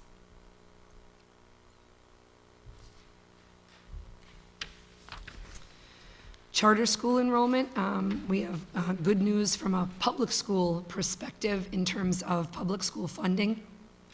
We saw an uptick in charter schools since charter schools became in South Kingstown, and then a decrease when the school committee opened all-day kindergarten. And now our charter school enrollment is the lowest it's ever been since before 2004 when they arrived. We had a decrease this year of 14 students, meaning we went from our overall high in the district of 153 in 2006 to 89, a decrease in 1 year of 14 students. At the Compass School, we have 27 students, a decrease of 2. At the Green School, which is a high school on the URI Alton Jones campus, it's the same 9 students that we had last year. Kingston Hill Academy has 51 students, a decrease of 14. The first time we have a student at the Rhode Island Nurses Academy in Providence. It's a middle college, and that is 1 student. And the Village Green Virtual High School, which I alluded to last year in my presentation to let you know that this is a statewide charter school. High school students, they spend 9 days at home, 1 day in school, and it's virtual. And they're doing an individualized program. It's very attractive to young students, and we already have a student there. So the goal is for our program at Hazard to compete with that school, to make certain that kids stay in town and receive the highest quality education. Excuse me. You know that our enrollment is declining. This is the slide that captures our enrollment decline since 2009, which is when I got here, and our FTE decline. And so in 2009, we had 3,591 students. Now we're at 3,374. We've lost 37, 46, 67, 50, and now last year just 17. And so we saw a net change of 217 students, or 6.04% decline.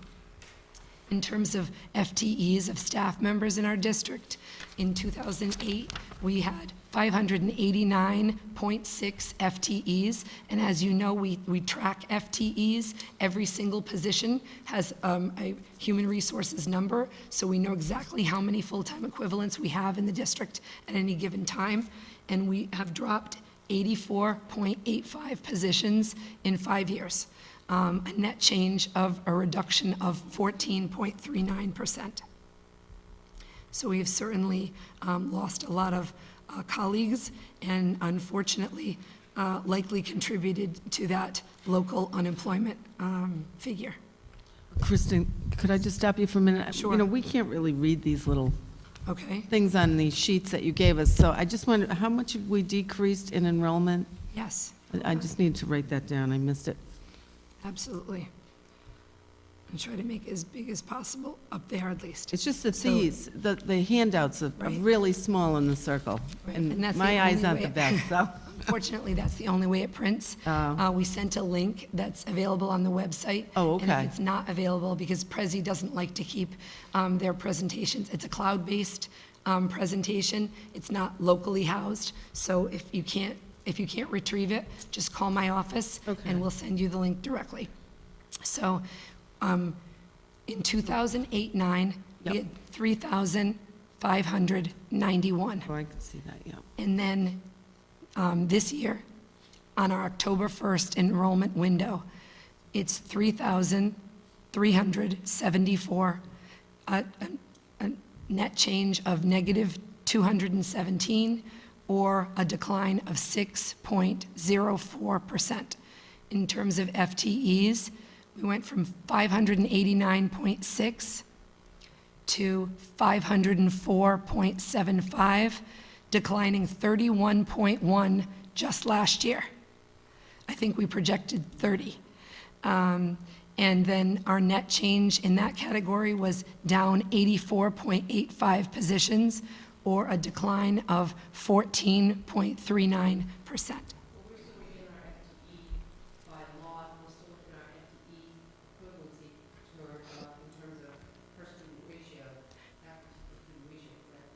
Well within. And it's not a state law, it's always negotiated locally. And we have class size requirements by contract, and we're below class size requirements. We would have to be. And I'll address that a little closer with the UCOA data. Sure. 3,374 kids, that includes the gain of the 14 from charter schools. These are our kids. These are the students in our public school department. 3,374 you had up there, that includes the 14 gain from the charter school loss. Oh, the ones that returned? I just want to make sure you said it, that I'm hearing correctly. The 3,374 recaptures youngsters from charter schools. Yes, 14 are included in that? yes. Okay, with that number, how many gained at the preschool level? There are no preschool charter schools. Not charter schools, our school system, what kind of a gain in the preschools? How many more students? I have the enrollment numbers.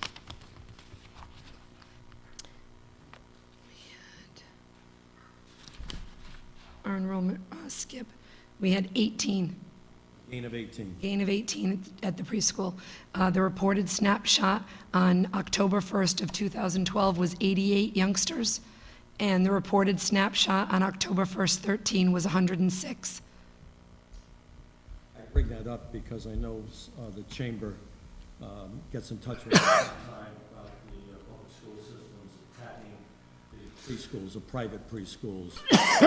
The youngsters that we invited were youngsters that would likely not be able to afford a tuition-based preschool environment. They were children that were identified through child outreach as having no preschool opportunity except for Head Start, and they were not able to provide their own transportation to Head Start, and Head Start does not provide busing. And so those were the youngsters that we targeted in our tuition, in our enrollment increase. Okay. Fidel. I just have one more question, and it's really quick. I do remember we had this conversation last year, and the dropout rate versus the children that are homeschooled. The children that are homeschooled still have to meet the requirements, if I'm not mistaken, that the children do that go to the school. However, they're not counted in the population, or they're considered dropout, if you will. Is that? So, not entirely.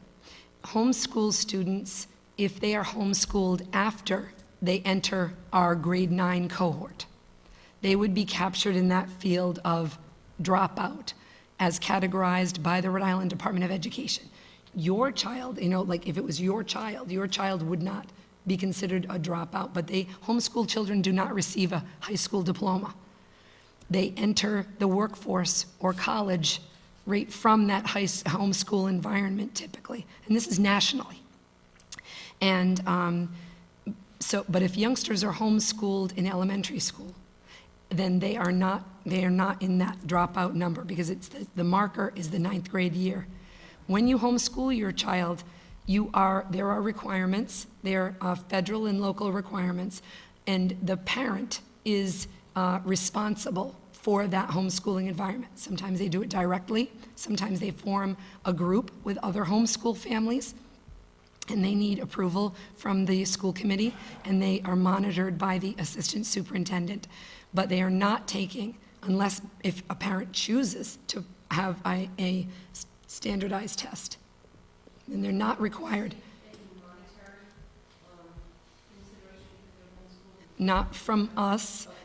They could from like their local community group or church group in terms of to support, but not from the municipal government or the state government. Certainly. Kristen, I just want to follow up on that. So what would your best guess be on what our real graduation rate is? Because if a person spends 5 years in high school, or if somebody's homeschooled, I mean, 80% just doesn't seem like that's So what, when we take it doesn't look like that in this community from the outside looking in, you know what I mean? I do. And it's a significantly scary number It is. in terms of our overall population. I would say that if last year's efforts were the strongest efforts that we made that I know of to reach out individually to youngsters and offer them programs in the summer and the Saturday time. We provide after-school support and summer program support to youngsters. Teachers did that out of the kindness of their own heart before, but now there are formalized programs for that support. If you took the number of 12th grade youngsters last year, and then you divided by the number that crossed the stage in June, you're talking probably high 80s. And if you talked about those who actually garnered a diploma before the next September, meaning that they had the opportunity of summer school, then you're probably looking at about 90, 91. But that's not comparable to the Rhode Island Department of Ed, because the Rhode Island Department of Ed uses the same benchmark for all. Right. But those aren't, I do those know aren't several official. kids So who- let me use my Steve Alfred voice and say, I don't want to see the newspapers say that Stringfellow said the graduation rate is, did it work for me? Probably not. I'm just not as scary as you are, see? But so that would be our guess, but we're waiting. And Yeah. I've spoken to the commissioner several times to say, it's really hard to try to improve your graduation rate when the state doesn't tell you what it is. You could put that. Well, no, it certainly isn't as low as it sounds. I mean, I I mean, know a lot of it's- kids who may not walk across the stage in June, but then they go for extra work in the summer, and then they get the diploma, It's say, significantly after lower. that's over, especially with the portfolio and different things like that, that they may not have It's finished. significantly lower than every single one of our cohorts, meaning North Kingstown and Charahoe and Portsmouth, and so we have youngsters that are struggling and need a more individualized program, and that's what we're trying to To offer. make the data, right? It has a- Just to make the graduation date so that they can be counted. I mean, but they are graduating, is the thing. They are graduating, but not on time. Not Not necessarily. within the specific, well, some of them are. When the State Department when the state changed the law about when students can drop out. When I was in high school, with parents' permission, you could drop out as 16. That was the compulsory attendance age. Now it's 18, unless you have permission of the superintendent. I think this happened 2 years ago. I said to Barb McCarthy, this is great news. We'll never have another kid drop out because I am not giving them my permission. And then they would float in to my office with their families, and they would say, I'm 17 years old, I'm a boy, and I have 6 credits to graduation. Those are the trend markers, 6 credits. They need at least 22 credits, so they have 6. They couldn't imagine how hard now their next 4 years would be, because they would literally be 21 years old if they were to go at the same pace that their peers were going. And these were not a handful of kids. These were lots of kids, families that I met with. And so there are children that are really significantly behind in terms of their peers. What camouflages it for us is our unbelievably high performance of many kids. So our AP scores, our SAT scores, but we have youngsters who struggle significantly, and a lot of them are chronically absent and truant, and so it's very difficult, for the teachers in the regular coursework to be able to catch them up when they've lost a week, 2 weeks, or more of school. No, you're right. I have one more thing, and then I won't keep you, because I don't want That's to. okay. I was very interested in what your dissertation was on the charter schools in terms of the decline in enrollment. So my first question is, what is the expense that we are putting out as the town in percentage to your overall budget, if you know that from the past? But the second thing I really want to know is, are there academic numbers, like kneecap scores, testing results, are they included in our overall town numbers, or are they No. segregated? So I'm going to get to a slide later that's going to show you the UCOA data, the Universal Chart of Accounts data, and then if that doesn't answer your question, we'll fill in the blanks. In every charter school is a public school, and so they are reported separately from our public school of South Kingstown. So you're going to see each one of the charter schools in Rhode Island will report out their kneecap data, and then next year their park data separately from ours. And in some cases, charter schools are doing better than public schools, and in some cases, they're not doing as well as public school. And it depends on the charter school, and it depends on the public school, and it depends on the grade level and age level. But all that data is out there, but it is separate from ours. Sure. Kristen, one more question. Sure. Go right ahead. Told us last spring that we were aiming for a decrease of 30 certified and non-certified employees, and it looks as though you accomplished that number. You're down about 31. Correct. Yeah, is that correct? That is correct. How many certified, how many non-certified in that group?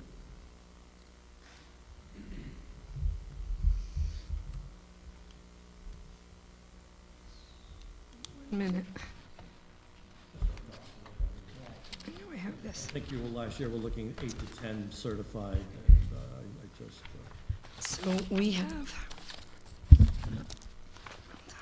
if you remember our slide from, I would say, when is this? We had a public budget hearing on January 29th of 2013. We had one central office administrator budget reduction of approximately $120,000. We had special education staff in the amount of $487,000. all I was looking for was the number of people that were certified. 8 to 10 certified, how many non-certified? Just approximately. Oh, you don't have to break that down now. He's going to look it up while I continue speaking, if that's all right with you. Okay. Each of the areas that we projected are the areas that we were able to reduce from, if that helps at all.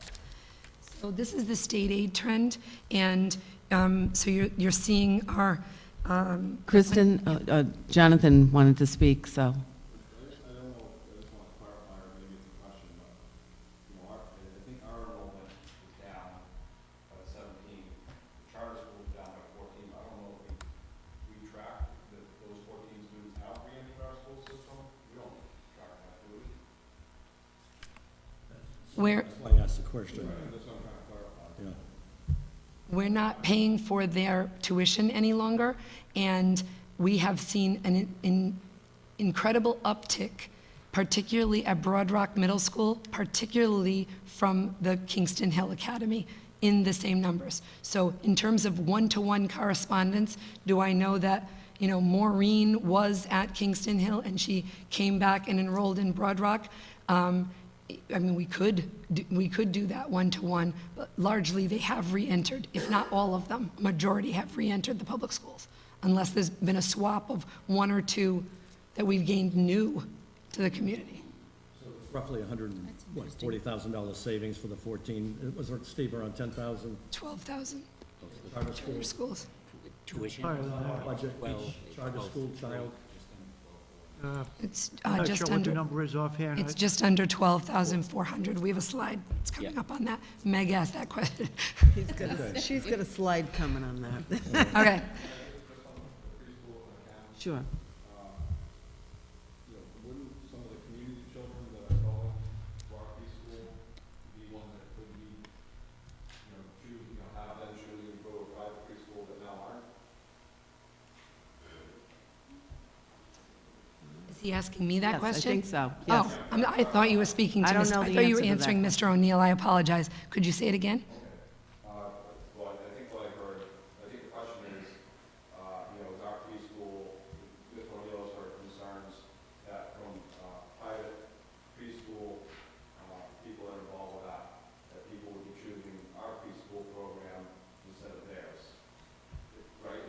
Yeah, that's close to it. It's just some of the owners of the preschool private businesses were upset that it seemed there was a direct effort to take away their business. And there was not a direct effort to take away their business. The direct effort was, we identified specific children who entered in child outreach, not numbers or statistics, specific children who were in poverty, who were missing out on a preschool education, and were not youngsters that could afford a tuition-based preschool environment. And that was our, if you will, targeting your words, that was our targeted effort in that area. So, I think those spots, I guess what I'm trying to clarify, or maybe, just to add to the conversation, or, trying to help here, is that, so if we add a classroom to meet the needs of those children, then we are also adding, what, like, at Hazard, I think they would call it, community children, I don't know what the phrasing would be, but, community children that may have chosen different, preschool option. Conceptually, But they were targeted to not have those options available. They were specifically recruited after an assessment whether they had the financial resources to exercise, entering a tuition program. The children with other needs? Right, okay. Is that right? yes. Okay, thank you. Children that have special needs are already automatically offered the program. So it's youngsters who would be neighborhood youngsters, typical role models who were specifically targeted. No, see, I assume anyone with special needs that was tested would already be in our public school system. I thought the kids remaining in the private school did not have that issue. So that's where I'm just. No, the community children who were added to create a more normative mix of special needs children and children who were not identified as having special needs. When you look at those community children, they were identified, screened to ensure that they didn't have the resources to participate in, as the owners of those preschool programs would like. And so they were recruited into ours because Bless you. were living in poverty. And there's tuition charge for the preschool on a sliding scale of some sort, right? Unless you are living in poverty. But I mean, you have to be competitive, too. I mean, we want to have a competitive preschool system within the town. I So think- I I'm think not sure the- where you're really going with this whole question. I mean, you want to be competitive. The school system's running a preschool program that needs to be competitive with the private schools. Yeah, as I said, I guess I thought the programs were for special needs in the public school systems, and that's why the private systems, the No. private businesses grew and got those, if you will. I think it was the students. all-day kindergarten that certainly helped the school system retain many of those students. But I have to say, this preschool program, my son Rory is 21 years old, and he went to that program as a mixed group of kids with the special ed kids, and they called them the mentor students back then. But this has been going on for a very long time. Over at Hazard, it started. Anyway. I was just trying to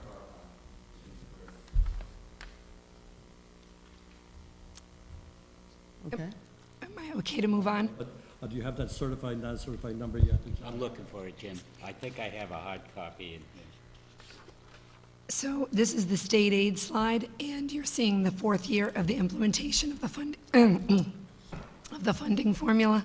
And we, at one point, received 28.9% of our budget from the state, from our revenue from the state, and now we're down to 13.28 and declining. Remember that there is a progression of the funding formula decline over a 10-year period. In addition to that, we lose money for every child that we lose. And so the predictions of, at the time, $5,000 per year additionally for every other child that we lose at the rate that the manager alluded to.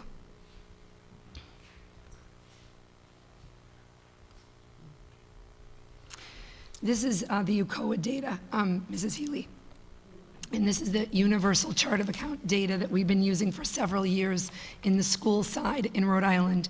And so what I've tried to do, we have, long before I came here, had a very high per pupil expenditure rate. And so when you're in a budget shortfall, and in which we always seem to be, and we're looking to decide in what areas can we use data to inform our reduction recommendations, or my reduction recommendations to the school committee. We try to look at where we're spending above.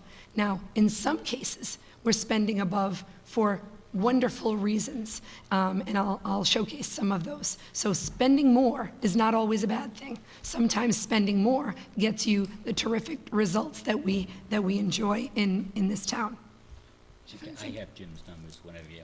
Go right ahead. Okay, so we had one administrator, we had 15.1 certified, 1.5 custodial, 13.5 in support staff, which would be clerical and teacher assistants.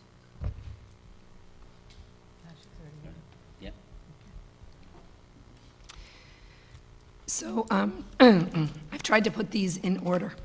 And you're going to see that our chart for spending below is smaller than spending above, because we, we still remain higher. We're the 9th highest spending per pupil expenditure in the state, which is lower than we had been previously. Charter schools, out of our 17,668 per pupil expenditure amount, 430 per child goes to educate those 88 charter school youngsters.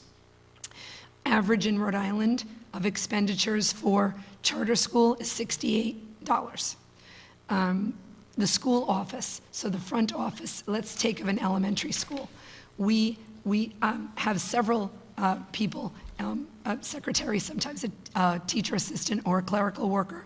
So we are spending more in the area of school office, but we would let you know that that's to ensure student safety. That's to make certain that parents are greeted, that students are coming in and are attended to very, very quickly. But that's an area in the clerical field where we are spending more than the state average.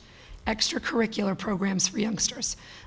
We offer a full range of programs, both varsity sports and middle school sports. We have a very robust music and art program, as you know, and lots of other extracurricular programs at the high school. In addition, we have intramurals and student activity clubs at the middle school and high school. And over the years, other school departments, when they've made their cuts, they've had to make them in the area of student programs. And we've done our very best to avoid cutting student programs. So spending in this area gives children a lot of support in activity. Medical services, this would be our nursing staff.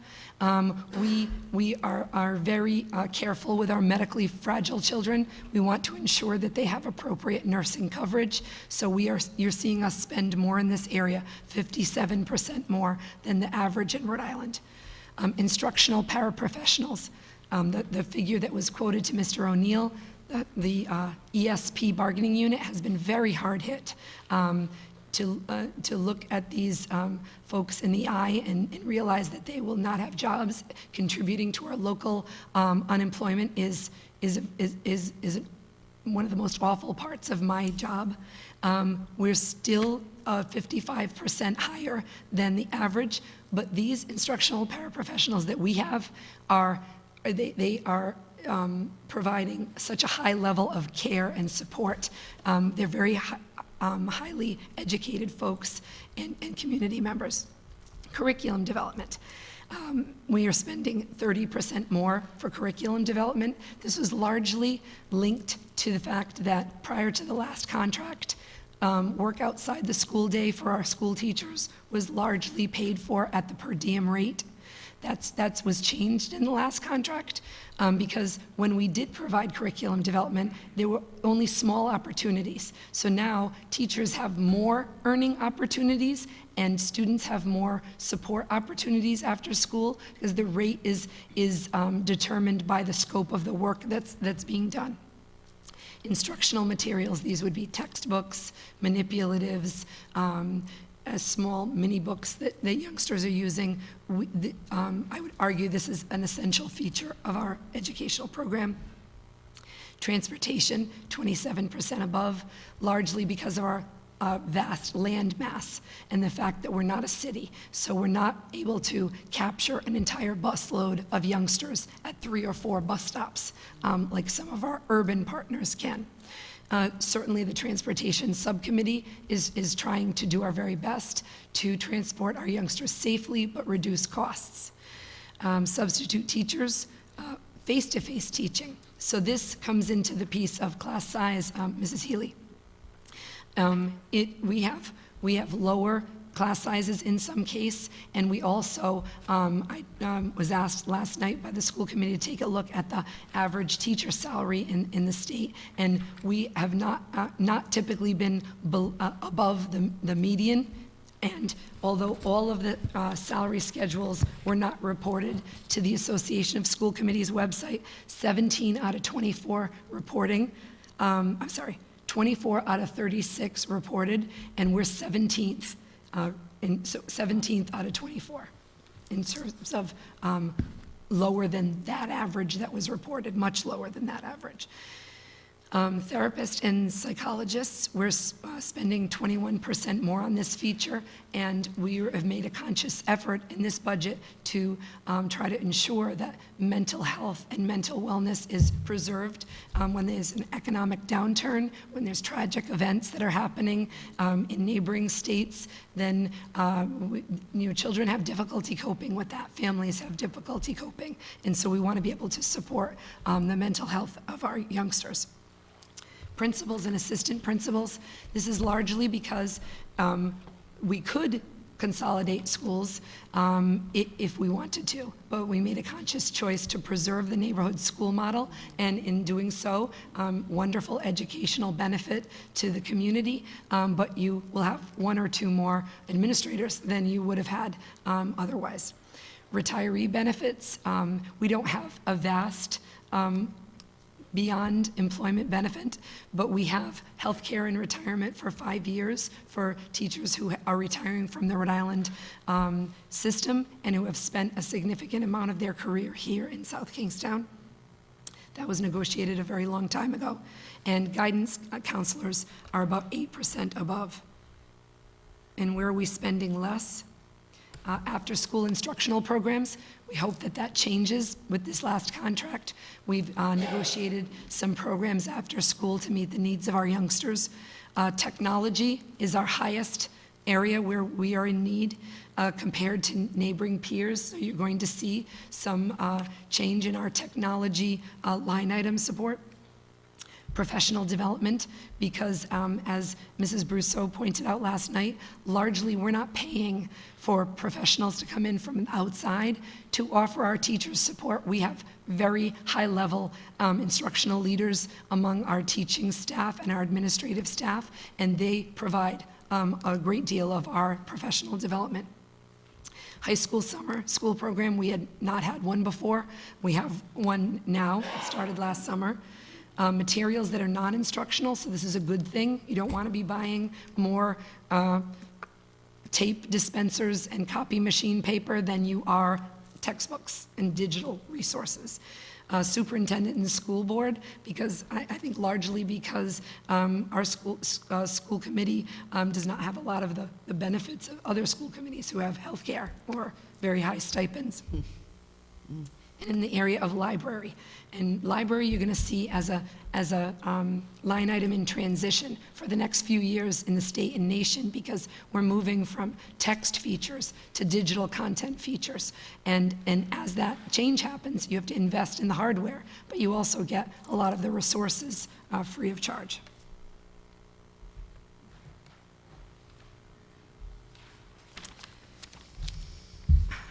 Our revenue assumptions, we are seeing a reduction in the formula, student enrollment decline, group home aid, which is at risk, more this year than the last 2 years. Local budget assumptions have not been determined yet, but we look to be drilling down to that level tonight. We estimate using 25% of our fund balance applied as revenue. Our Medicaid reimbursement is continuing to decline. We used to be able to count on about $800,000 from Medicaid reimbursement, and now we're projecting about $425,000. In terms of expenditures, we have NEASK, which represents our teachers, are in a contract. They, for 1 year, have a 2.25% increase, the first increase that they've received in 4 years. Their copay goes from steps 1 through 3 at 15%, 4 through 6 at 17%, 7 through 8 at 18%, and a large majority of our teaching force, about 85% of our teachers, are at top step, paying a 20% copay. Our ESP bargaining unit, which represents our secretaries and our teacher assistants and our clerical staff, they also received the same increase as the teachers for the first time in 4 years, and their copay is at 15%. Council 94, which represents our custodians and our maintenance staff, they are at a wage freeze, and their negotiations are starting this summer. So the negotiations will likely impact this budget. Their copay is at 15%. Materials allowance is raised by 3%, but in actuality, that gets offset by the enrollment decline. So if you're a principal who has seen a 3% increase, if you're losing students, that 3% increase does not materialize. We're required to give the state assessment, which is the PARC assessment. It's given by computer. The conversation at this table last year was to see if the Rhode Island Department of Ed, since they're requiring it, we're going to be offering some support in terms of funding the technology piece. We haven't received any information from RIDE to indicate that they are. Last evening, we asked our legislators if there was conversation happening at the State House about this, and they indicated that they would certainly investigate on our behalf, but at this time, they have not heard anything. And we can't wait any longer. So we are going to need to invest in technology. We have, excuse me, insurance, we're estimating increased by 5%, utilities by 3%, healthcare increased to the working rate only of 2%, and the tuitions for special education, Charahoe, and charter schools is at $12,844, formerly $12,233. So if you take the charter school tuition, multiply it by the number of students, that will give you your figure. Kristen, excuse me, on the park state assessment, last year, what were we asking for money from the state? The wireless initiative. What? So the How much first was step, it that we were looking for? We were 600? looking for 625, and they gave us 661. And this year, you haven't heard anything? But that was for wireless only. Wireless. So that was to put a wireless router in every classroom, Oh, so they did, in every classroom. So the school committee last night approved the bid for the company that the state approved us to use. And we are targeting the high school as our first priority for that work. And the folks are coming in starting next week during the break, and will likely, hopefully, the work will be done before September and in will every that, school. will that money cover it, the 661? Yes. 600?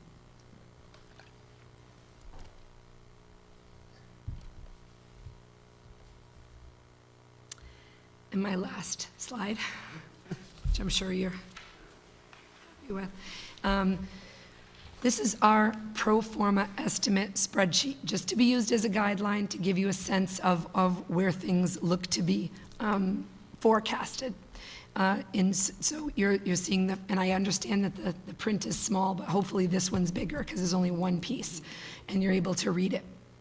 So if you look at the first field will be assuming a 0% increase on the property tax transfer. Then the second is 2%, 3%, and 4%. Just what we gave you last year.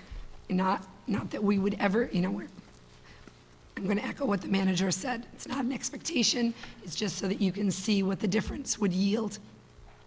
And if you go down to the very bottom, I've estimated it at 2% and 2.5%. This is slightly different than what you saw last night at the school committee meeting because we received new state aid estimates from RIDE this morning. So the state aid has increased a little bit, probably due to our lack of the decline that they predicted in our enrollment. And then you're also seeing it broken out, estimating 2% on expenses and 2.5% on expenses. So we're looking at if there were a 0% property tax transfer and a 2.5 expenditure estimate, you're looking at a need to cut $2.2 million. If that were at 2%, a need to cut 1.9, if that were at 2% expenses, a need to cut 1.9. If you were looking at a 2% property tax transfer at a 2.5% estimated expenditure, I guess I'll say it more clearly, a range of $965,000 worth of cuts to $1.2 million worth of cuts. With 3%, it's between $474,000 to $767,000. If we were given a 4%, then you would see that we would have more money than we need, although we could likely spend it to do good deeds, and that would be in the positive of about $276,000. So I truly hope you can see that slide, and I apologize that the others didn't print out as well for you. But if you have any other questions, despite the fact that I sound horrible, I'm eager to answer them for you. Kristen, I know I brought up last year a number of times. I thought we were under the impression the General Assembly set aside $20 million of technology funds. They did. Can you please tell me why? Did we get a prorate? Did no one get anything? What? We got $661,000. It was only for 60 wireless. Yes, bless you. Yes, only for wireless. It's called the Wireless Technology Initiative. What they did was, they put a bond out for $20 million, and it's just for wiring the building. A lot of the inner city schools don't have wireless. So we did get the money, but we're not permitted to use it for technology, for computers, or whatever else. It must be used for the wireless initiative, which we needed to do, but that's what it's being used for. And we literally get the money in a grant and send the bill to them. We don't even really, it's a pass-through. All right. Another question. Christian, you don't have to go through the expenditure statement now, but have you or Steve come up with the actual 2012, 2013 numbers that the school committee, budgeted, and what was the actual for 12, 13? I know last year when they did the budget, it was still estimated, but I didn't know if we had actual numbers yet. You're asking on how they closed the fiscal 13? Yep. They ended up with about a $707,000 surplus.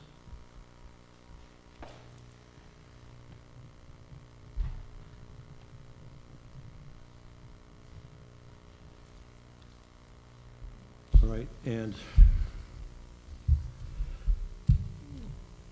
I know how difficult, Kristen, but when you right on the money when you said possibly 30 personnel would be laid off.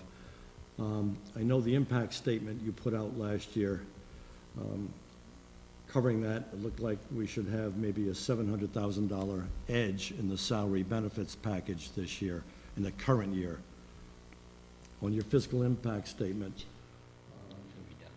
some salary increase, other expenses, so on and so forth, first-year budget reductions, the current year we're in, you had a total decrease of $687,000.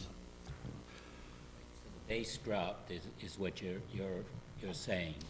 And then to that base, we would advance steps and we have the scale increase of 2.25% going forward. Right, that's for 14, 15, but I'm just trying to look at this year's budget. We should have had a $700,000 saving anyway, and maybe more with more certifies in there. So I'm just trying to figure out where this is gonna show up when we do comparison, working on the 14, 15 budget. If what you're asking is how much did they spend in 12, 13, and using that as a base number, they would have spent 57.5 million. That's what the expenditure budget was for the 12, 13 year. $57,516,485. So if you're saying, well, gee, we should be looking at expenditure increases escalating off of that number rather than the $58,250,000 adopted budget. I mean, from a zero-base approach, that's how you would look at building the next year's budget. I think that, you know, what the schools have traditionally done is they would look at what steady state requirements are, and then they would do the reductions as far as the personnel that they were going to be reducing if that was associated with the reduction in student population, and then it would adjust down all of their benefits as well. I think at this point, at the performer level, all they're looking at is what a 2% or a 2.5% escalation on the base number, the budgeted amount had been for the 13-14 year. And what was budgeted for the 13-14 year was $58,625,000. Now, when we forecast on 13-14, we're still, the schools are still looking that they're going to, if everything worked the way the projections are at this point, they would return a surplus again in the 13-14 year. Based on the quarterly reports that we have to file with the state, we're looking at, around $635,000 is what the go position is now, Jim. That doesn't mean that it's going to continue at 635. It may be 800, or it may be 400. But I guess my point to you is that the expenditures are tracking at a proper level in relation to the appropriation amounts. And if they come in under budget, it's very difficult to forecast the number for 13-14 to use as a base for 14-15. But I think that you can use some of the input from that to take a look at what your costs are going to be. But, I mean, the key here is that, you know, their budget and the municipal budget is all made up of personnel. It's either personnel or benefits. So, I mean, once they do the run and look at what the number of positions are and what the cost of those positions are, and then comb out what the cost is of the benefits associated with that, you've got probably 85 to 87% of their whole budget in front of you. That's when they've got to start looking at where the reductions have to come, if in fact they don't fit within the window that they're looking to jump through. All right, well, I guess we'll see all those numbers in the near future. Thank you.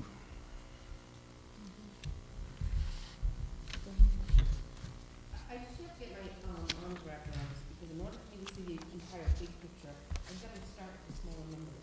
And I'm looking at the charter schools again, and I can't see this because it's way too small, but I know the percentage was like 538% higher than what the average spending is within the state of Rhode Island versus what South Kingstown spends.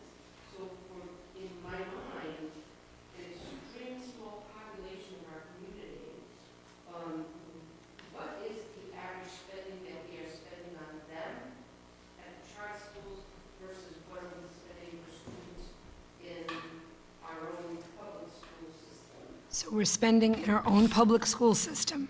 Our per pupil expenditure amount is $17,668. And what is it in the charter we pay, if you will, a tuition to the charter school of $12,233. 233, I think. Remember, But the charter schools It's get not aid like, also. The charter schools receive state aid too, so that the amount they spend per student isn't the 12,233. It's the tuition or share that we provide, but they have other state aid that comes in on a per-student basis. I know, it's, so if you take our total budget, which includes everything, the maintenance of our buildings, our salary and benefits, our other post-employment benefits, everything, and divide by the number of kids that are enrolled in our schools, that's how you get the per pupil expenditure amount. Okay? It's going to be very hard for you to sort of like, I can see the wheels turning, trying to figure out, well, like, what does it mean? It means that we have a reduction in state aid for every child that leaves our district. So our overall goal is certainly for everyone to be educated well. But from a financial standpoint, we believe we provide a wonderful educational choice, and we would like to recapture financially the youngsters that are making other choices, whether they be private, where the cost is borne by the parent, and we're funding the transportation, we're funding the books, but the tuition is borne by the parent. We're losing out youngsters in that regard, but we're also losing youngsters who go to charters, and we're paying the tuition. Does that help? I think I can explain it another way. South Kingstown is very unique in the state because we have 2 charter schools for the elementary K through 5, I believe.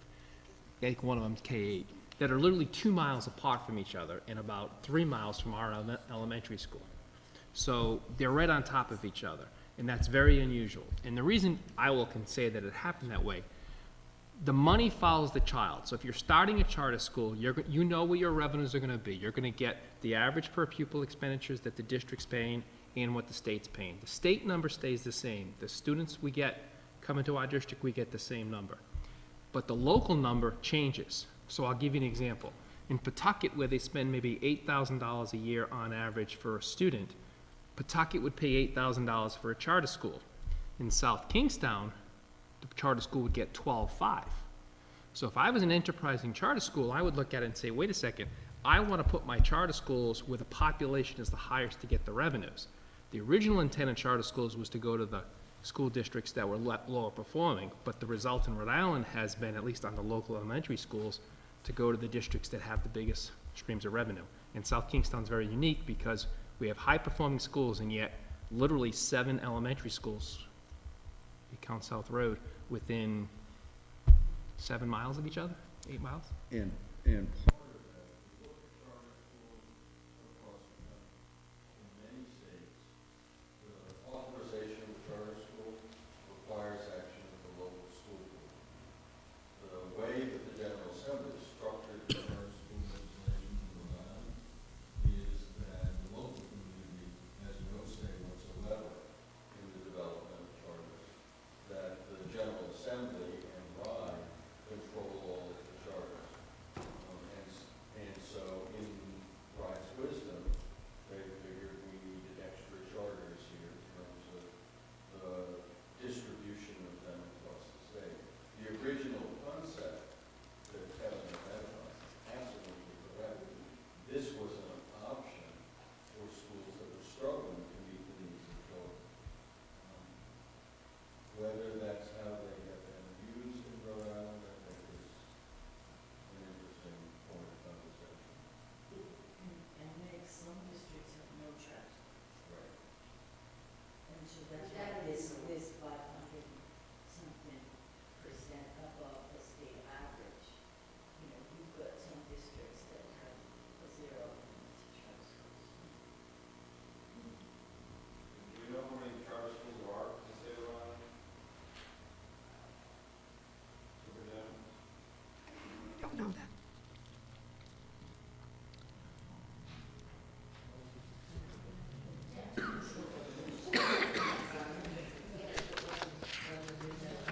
That's fine.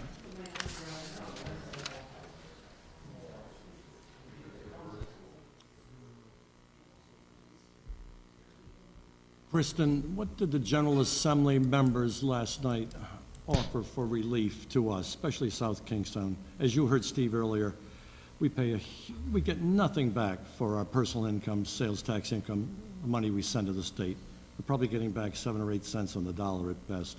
What did they offer you as possibilities here? We can see a larger pool of money coming back. They offered to, well, let me say this. The school committee identified 3 areas, topics that they wanted to ensure that they spoke to. Number 1 was group home aid.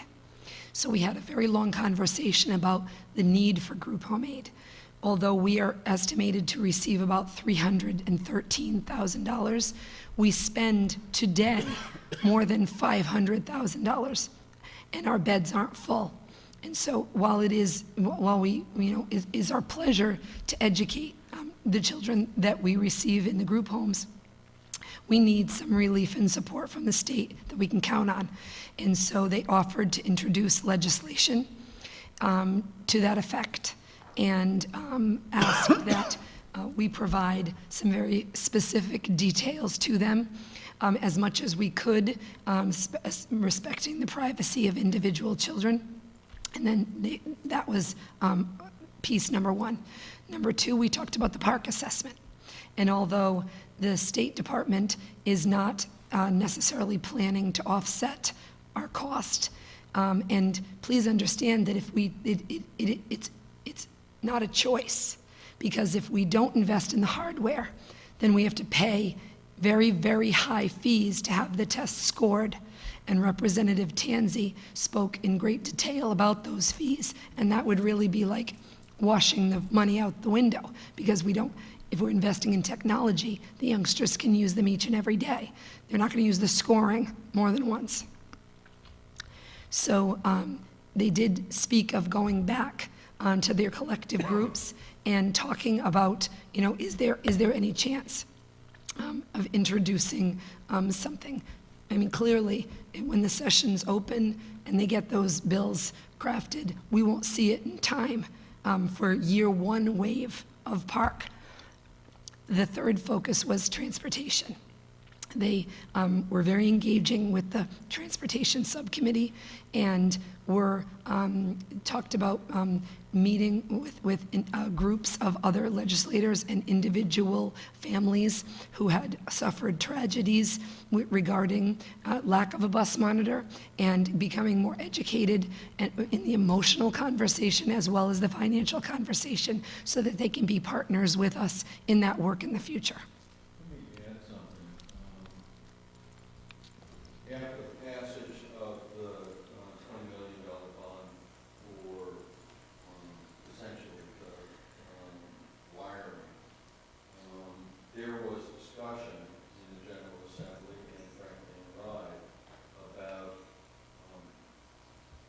altering the distribution of those dollars to the school districts that may have invested least in technology to allow them to catch up.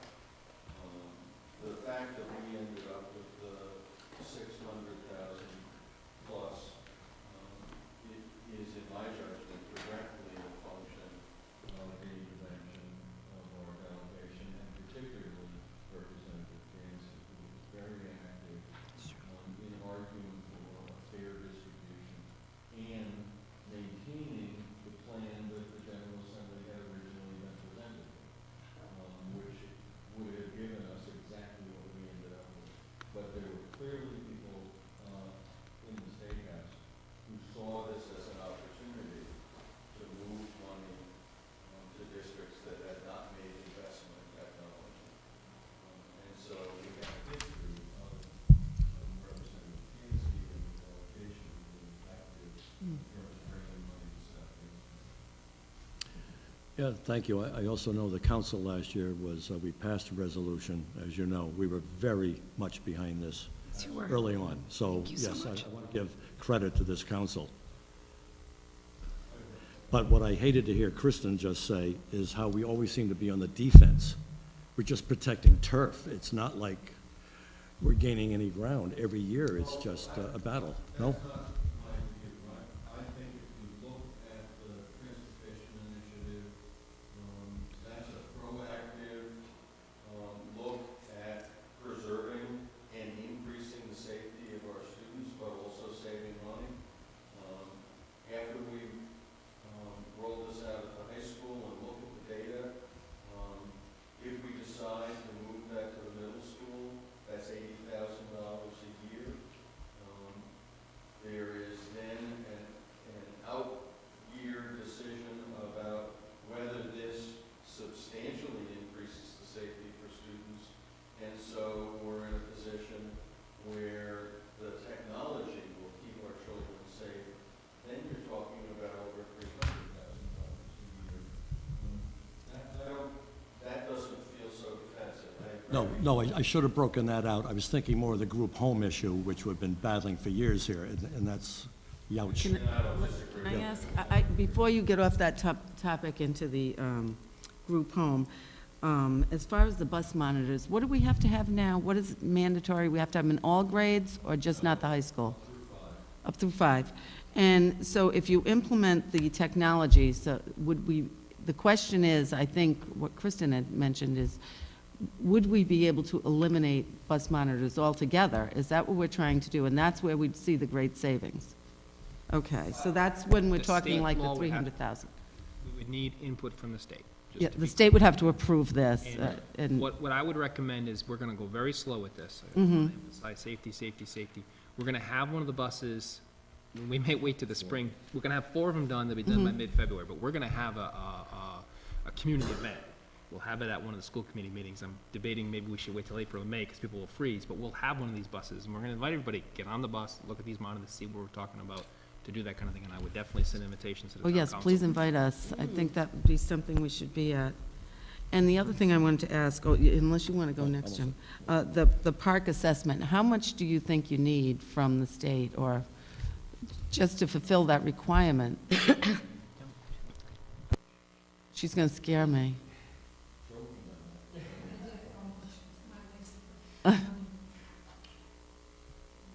Myself off.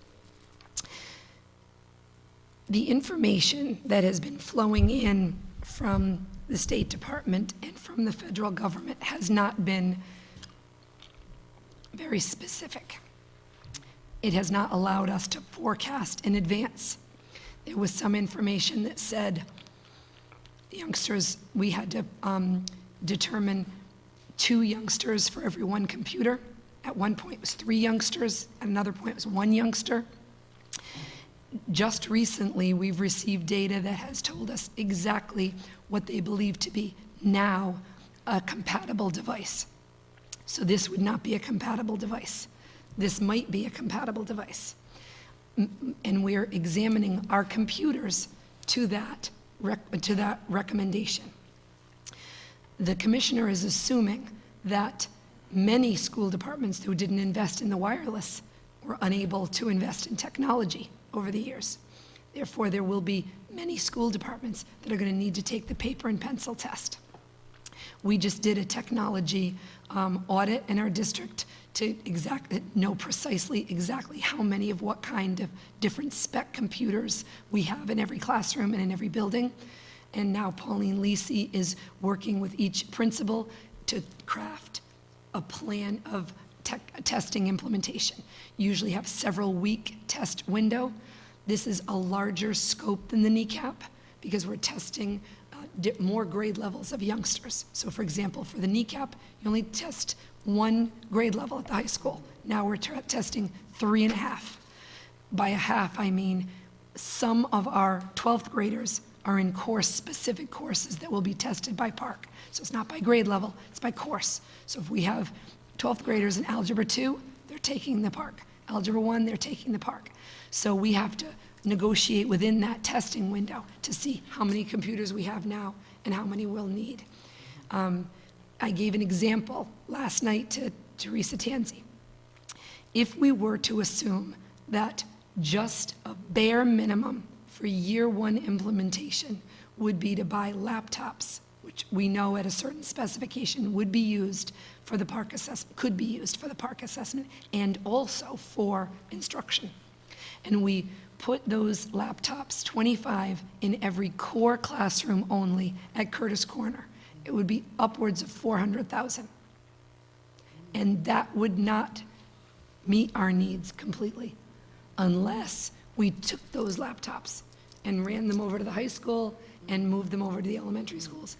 And so, again, very, very early figure. That's like to give her an idea of implementation. Oh, was it 5 million? No. Jonathan? I just want to voice the conversation last night. My feeling is that maybe what's going to be active is the state mandates and everything that's been coming down from race to the top. Mm-hmm. I think that's where we feel like we're, Canada is saying we're falling behind because of all the requirements. So the educator evaluation system, which, I'm hearing the principal is spending 50 to 60% of their time on this. Well, they're adding, the positions getting added, that's a piece of it. And so we have all this testing requirements. And, some of it seems pretty arbitrary, making a high test, kind of a high stakes test, to graduate, while they actually do put it down. And I question whether or not they're actually learning. That's no offense to how people are trying to implement it, and the success that some of our people have had in reaching out to people and getting people involved. I do question whether that's the most appropriate way to get children to learn, just to get from, ranking position 1 to 4, get from a 1 to a 2. Or to get, they can't move from, if they can't get the freshman position, which is a 2, or maybe show improvement in 1. So I just approach it the same way, like, what are we really talking about? But I think that's where, a lot of things have come out at us.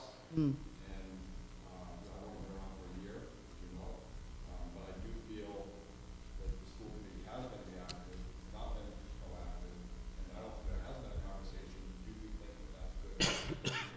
In South Kingstown, if we do, then great, sign on and we can justify the numbers. But if we don't think that it is, maybe we can't change it, but I think we should at least talk about it and advocate against it. So I think that's part of what I found last night, and we'll, kind of bring it up tonight, so you guys can see why and see what kind of advocacy, we're moving on. So. Well, I guess that's the big question, isn't it?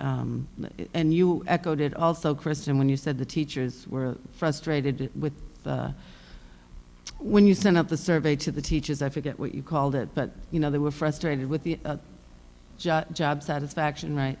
That they were frustrated with the amount of, evaluations and testing. So, it certainly is, but we have no choice, right? Mandates are mandates. Right, it's a state assessment, the park assessment, the conversation last night, which Mr. De La Belle is alluding to, started talking about the high stakes element of the test, needing a certain grade in order to add to your graduation piece. What I was speaking of is whether or not it's counting in a large or small increment for graduation, it's still the state's test, and our children are required to take it. And I think, like, I have to talk to Teresa, Representative Lindsay, and revisit the tape. But, it seems that she seems to think that there are mechanisms that the legislature could take that could counteract decisions being made by the Commissioner of Board of Education. Well, I would think with all the communities screaming for more money, that might help, right? Yeah. I just feel like we have some responsibility, if this is what's coming to us, this is really like the granddaddy of all unfunded mandates. As we talk about year after year after year, then we come to 10 years, but we're always talking about, this might be the biggest one yet.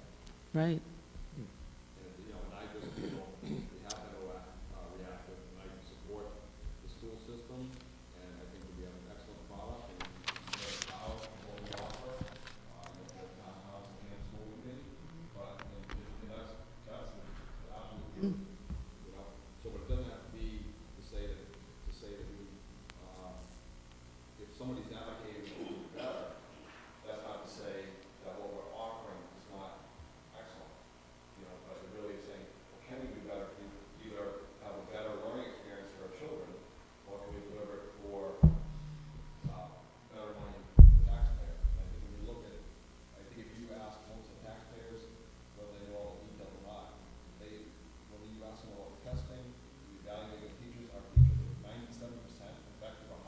Mm-hmm. Why are we spending so much time evaluating them if they're 97% effective or highly effective? It makes no sense. So it's taking away from our children's education, it's costing us money. And what do we do? And then, so I'm frustrated, and I'm being honest, it's frustrating, okay? We're not even talking about it at this table. Well, I think you bring up a good point, but maybe it's time for like a few joint resolutions again, as we did last year with the money for the computers, the 625, I think we did the joint, well, you guys prepared it, and then we signed on to it. And I think maybe we ought to consider that with the group homemade and the park assessment, and anything you can do about bus monitors and transportation, you know, we ought to, that's how we can be proactive. And I think personally, it seems like I haven't had a follow-up conversation, unfortunately. I think with the weather, I know that Representative Walsh and Representative Lally had intended to be in the meeting last night, they weren't, so I think that was weather related. yeah, We were supposed to have several members too, and so I think it came in more well-rounded. I think that they would really welcome to hear this from us, because then that gives them yes. something to bring to say this is what we're hearing from the people that we work for.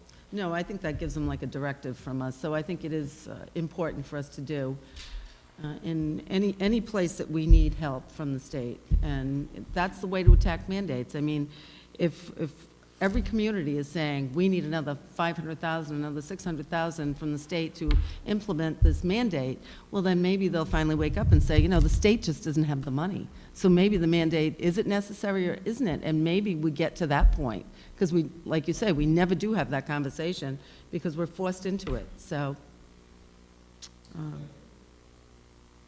anyway, that's the suggestion. Go ahead, Tony. After being part of the conversation for 10 years, it's definitely way to get back in the conversation. I think one of the stark realities is that unless there is a restructuring of the way we educate children, statewide and in South Kingston, the future of education is very bleak in the state without some close restructuring. You know, I look at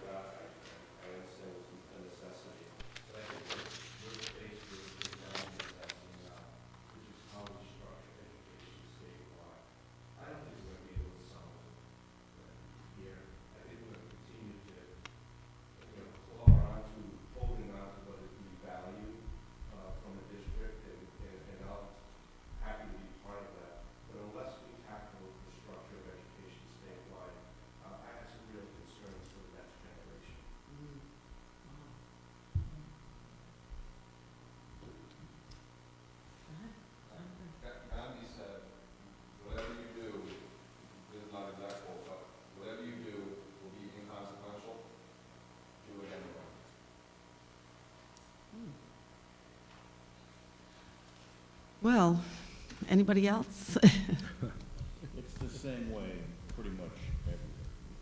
When I lived in Pennsylvania for a while, my daughter lives in Kentucky. They're going through the same issue. Same issues about testing, teachers of the test, teachers of the test. I knew a bunch of teachers, they hate it. They hate it. My daughter's school district has 23 high schools. It's almost the size of Rhode Island. It's called regionalization. Wow. There's one superintendent. You know, that assistant superintendent, but it's a huge Jefferson County, school district. And you apply to go to different schools.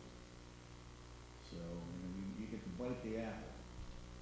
You get to go to the school district you're in, or you get to go to one of the other ones.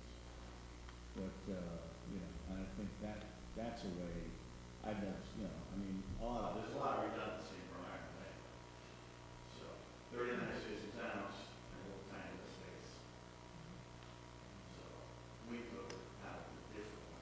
It's not the way, what are the people in this boat? I think, I'd like to be Central Falls. You don't have anything. We're lucky. Well, everybody's done a good job here tonight. So I think it's time to, any more comments, or I'll open it up to the public? Nobody here, so anybody from the public who'd like to make any comments? Come to the podium, Bob.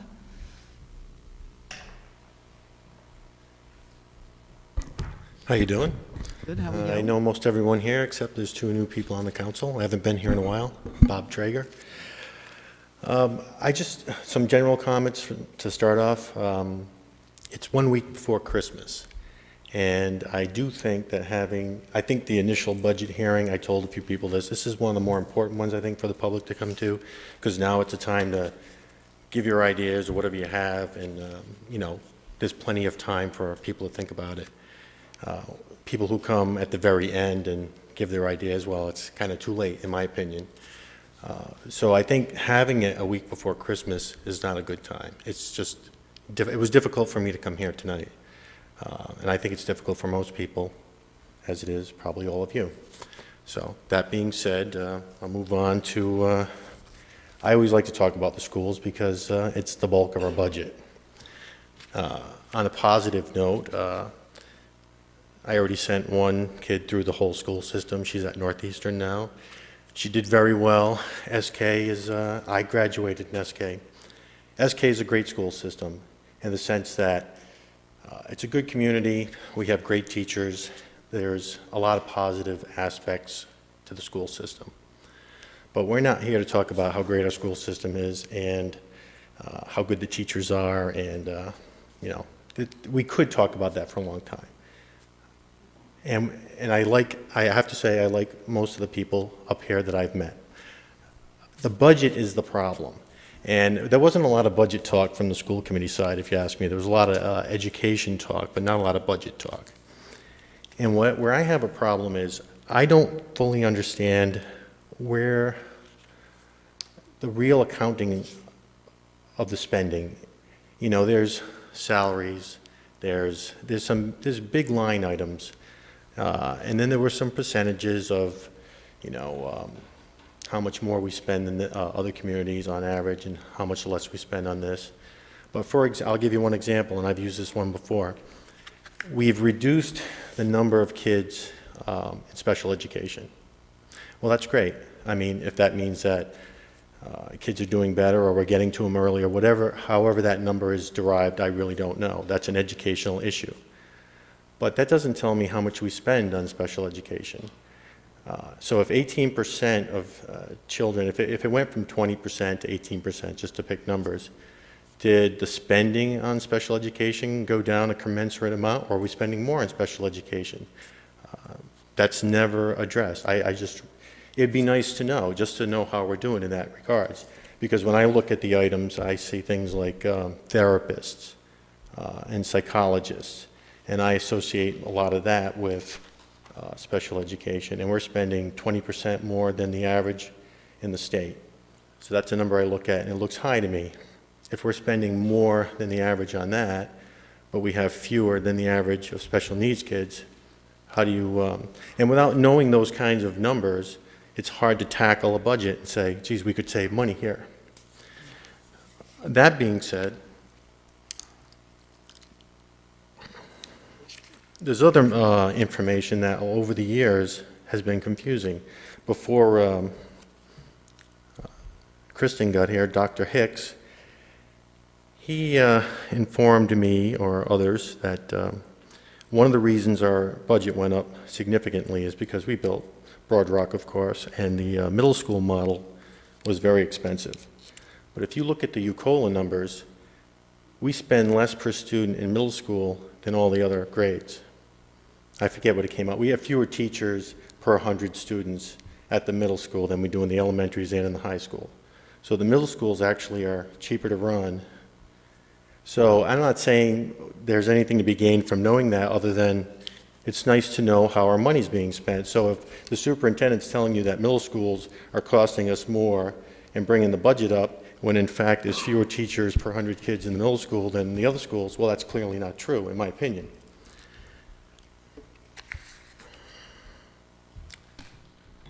And Kristen did put a lot of numbers up here that, you know, some of them I had jotted down. But the fact is, since she came to work here, we've lost another couple hundred kids. And, you know, there was talk of a school closure. What's that? Oh, it's not directly related to you. It's not your fault. They all, yeah, they left because of you, right? Thanks, Mr. Trigger.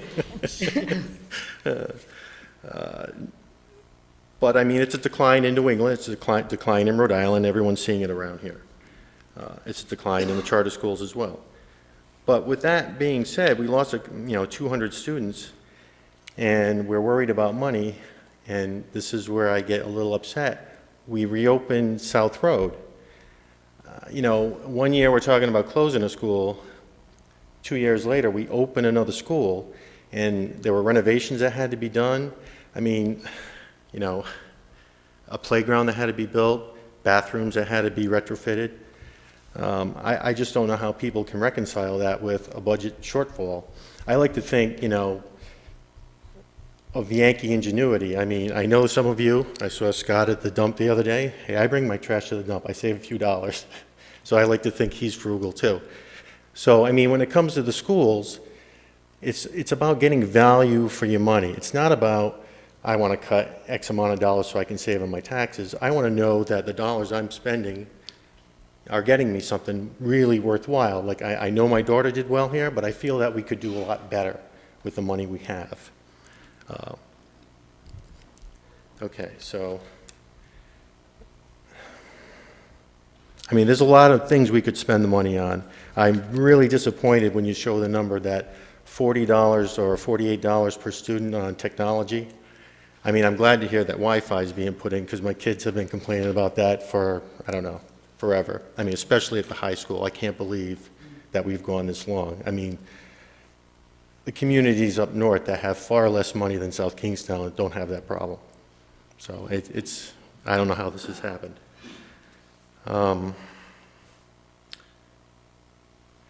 Well, anyway, with the schools, I just think that there is consolidation that can be done. We are spending money on a lot of buildings, and the high school, for one, could use a lot of work. I mean, people have said over and over, we could use a brand new gym. And we've got one of the nastiest looking gyms. I mean, I shouldn't say that. It's just old. But I mean, compared to some of the gyms, I mean, up in Cumberland, for God's sakes, I mean, they have a really nice place where they'll host like a regional tournament. We couldn't do that down here. We don't have the facility to do it.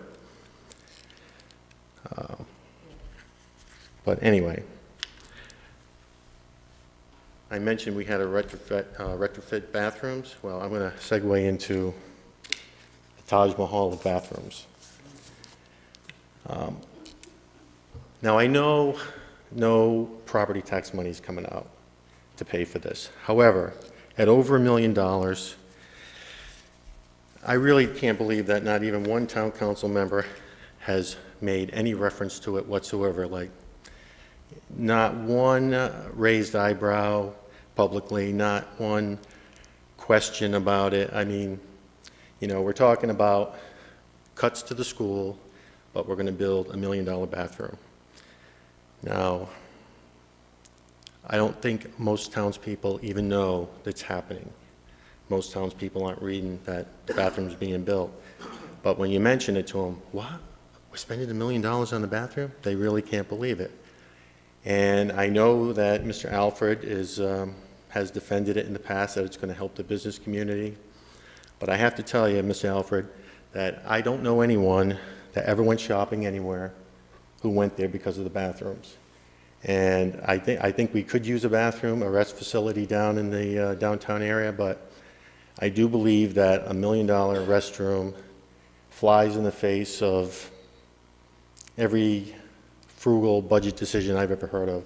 And I don't care if the federal dollars are paying for it or not. We all pay federal taxes, and I do believe that that's just, it's an affront to common sense. And that's my last word on that. I do have a comment. Yes. First and foremost, what I've said as far as the facility is, it was a state project. It was designed by the state. It will be turned over to the town.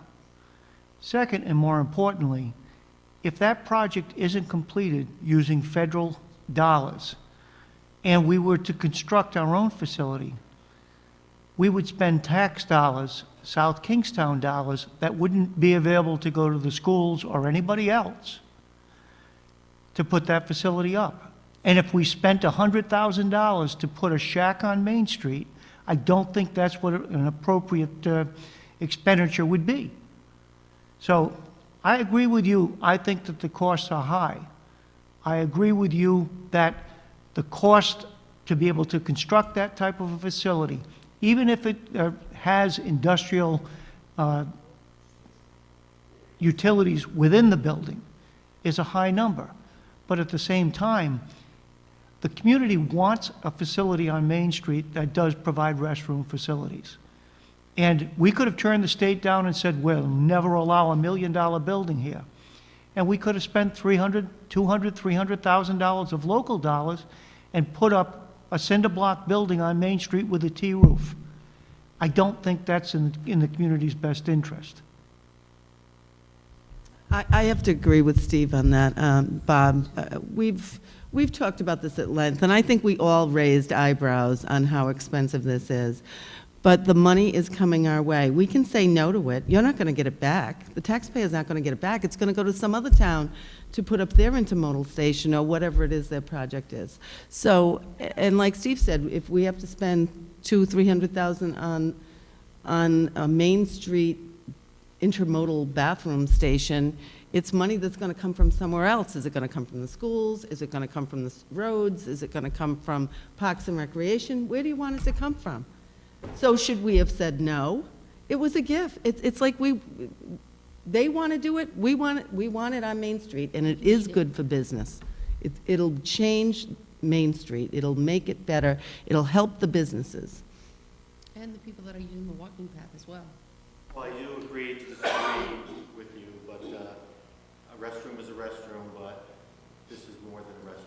Well, it's also going to have a community room, which we've been talking about, the community police officers having a station in there. So, I mean, there's a whole discussion going on with that.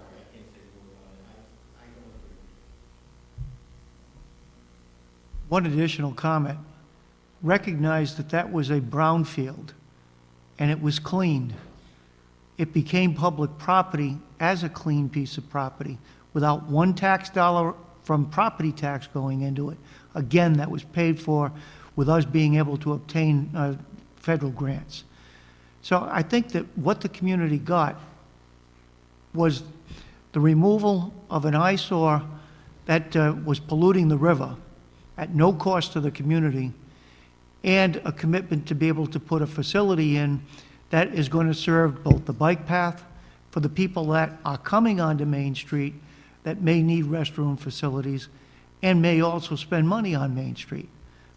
To me, it's a win-win. Is it expensive? Yes. Yet at the same time, it would have been far more expensive if the town were to have acquired the property, cleaned the property, and then built a small building that wasn't in fitting with the historic nature of that neighborhood. So, yes, I think it's expensive, but I also think it was an appropriate project for the town and the council to support.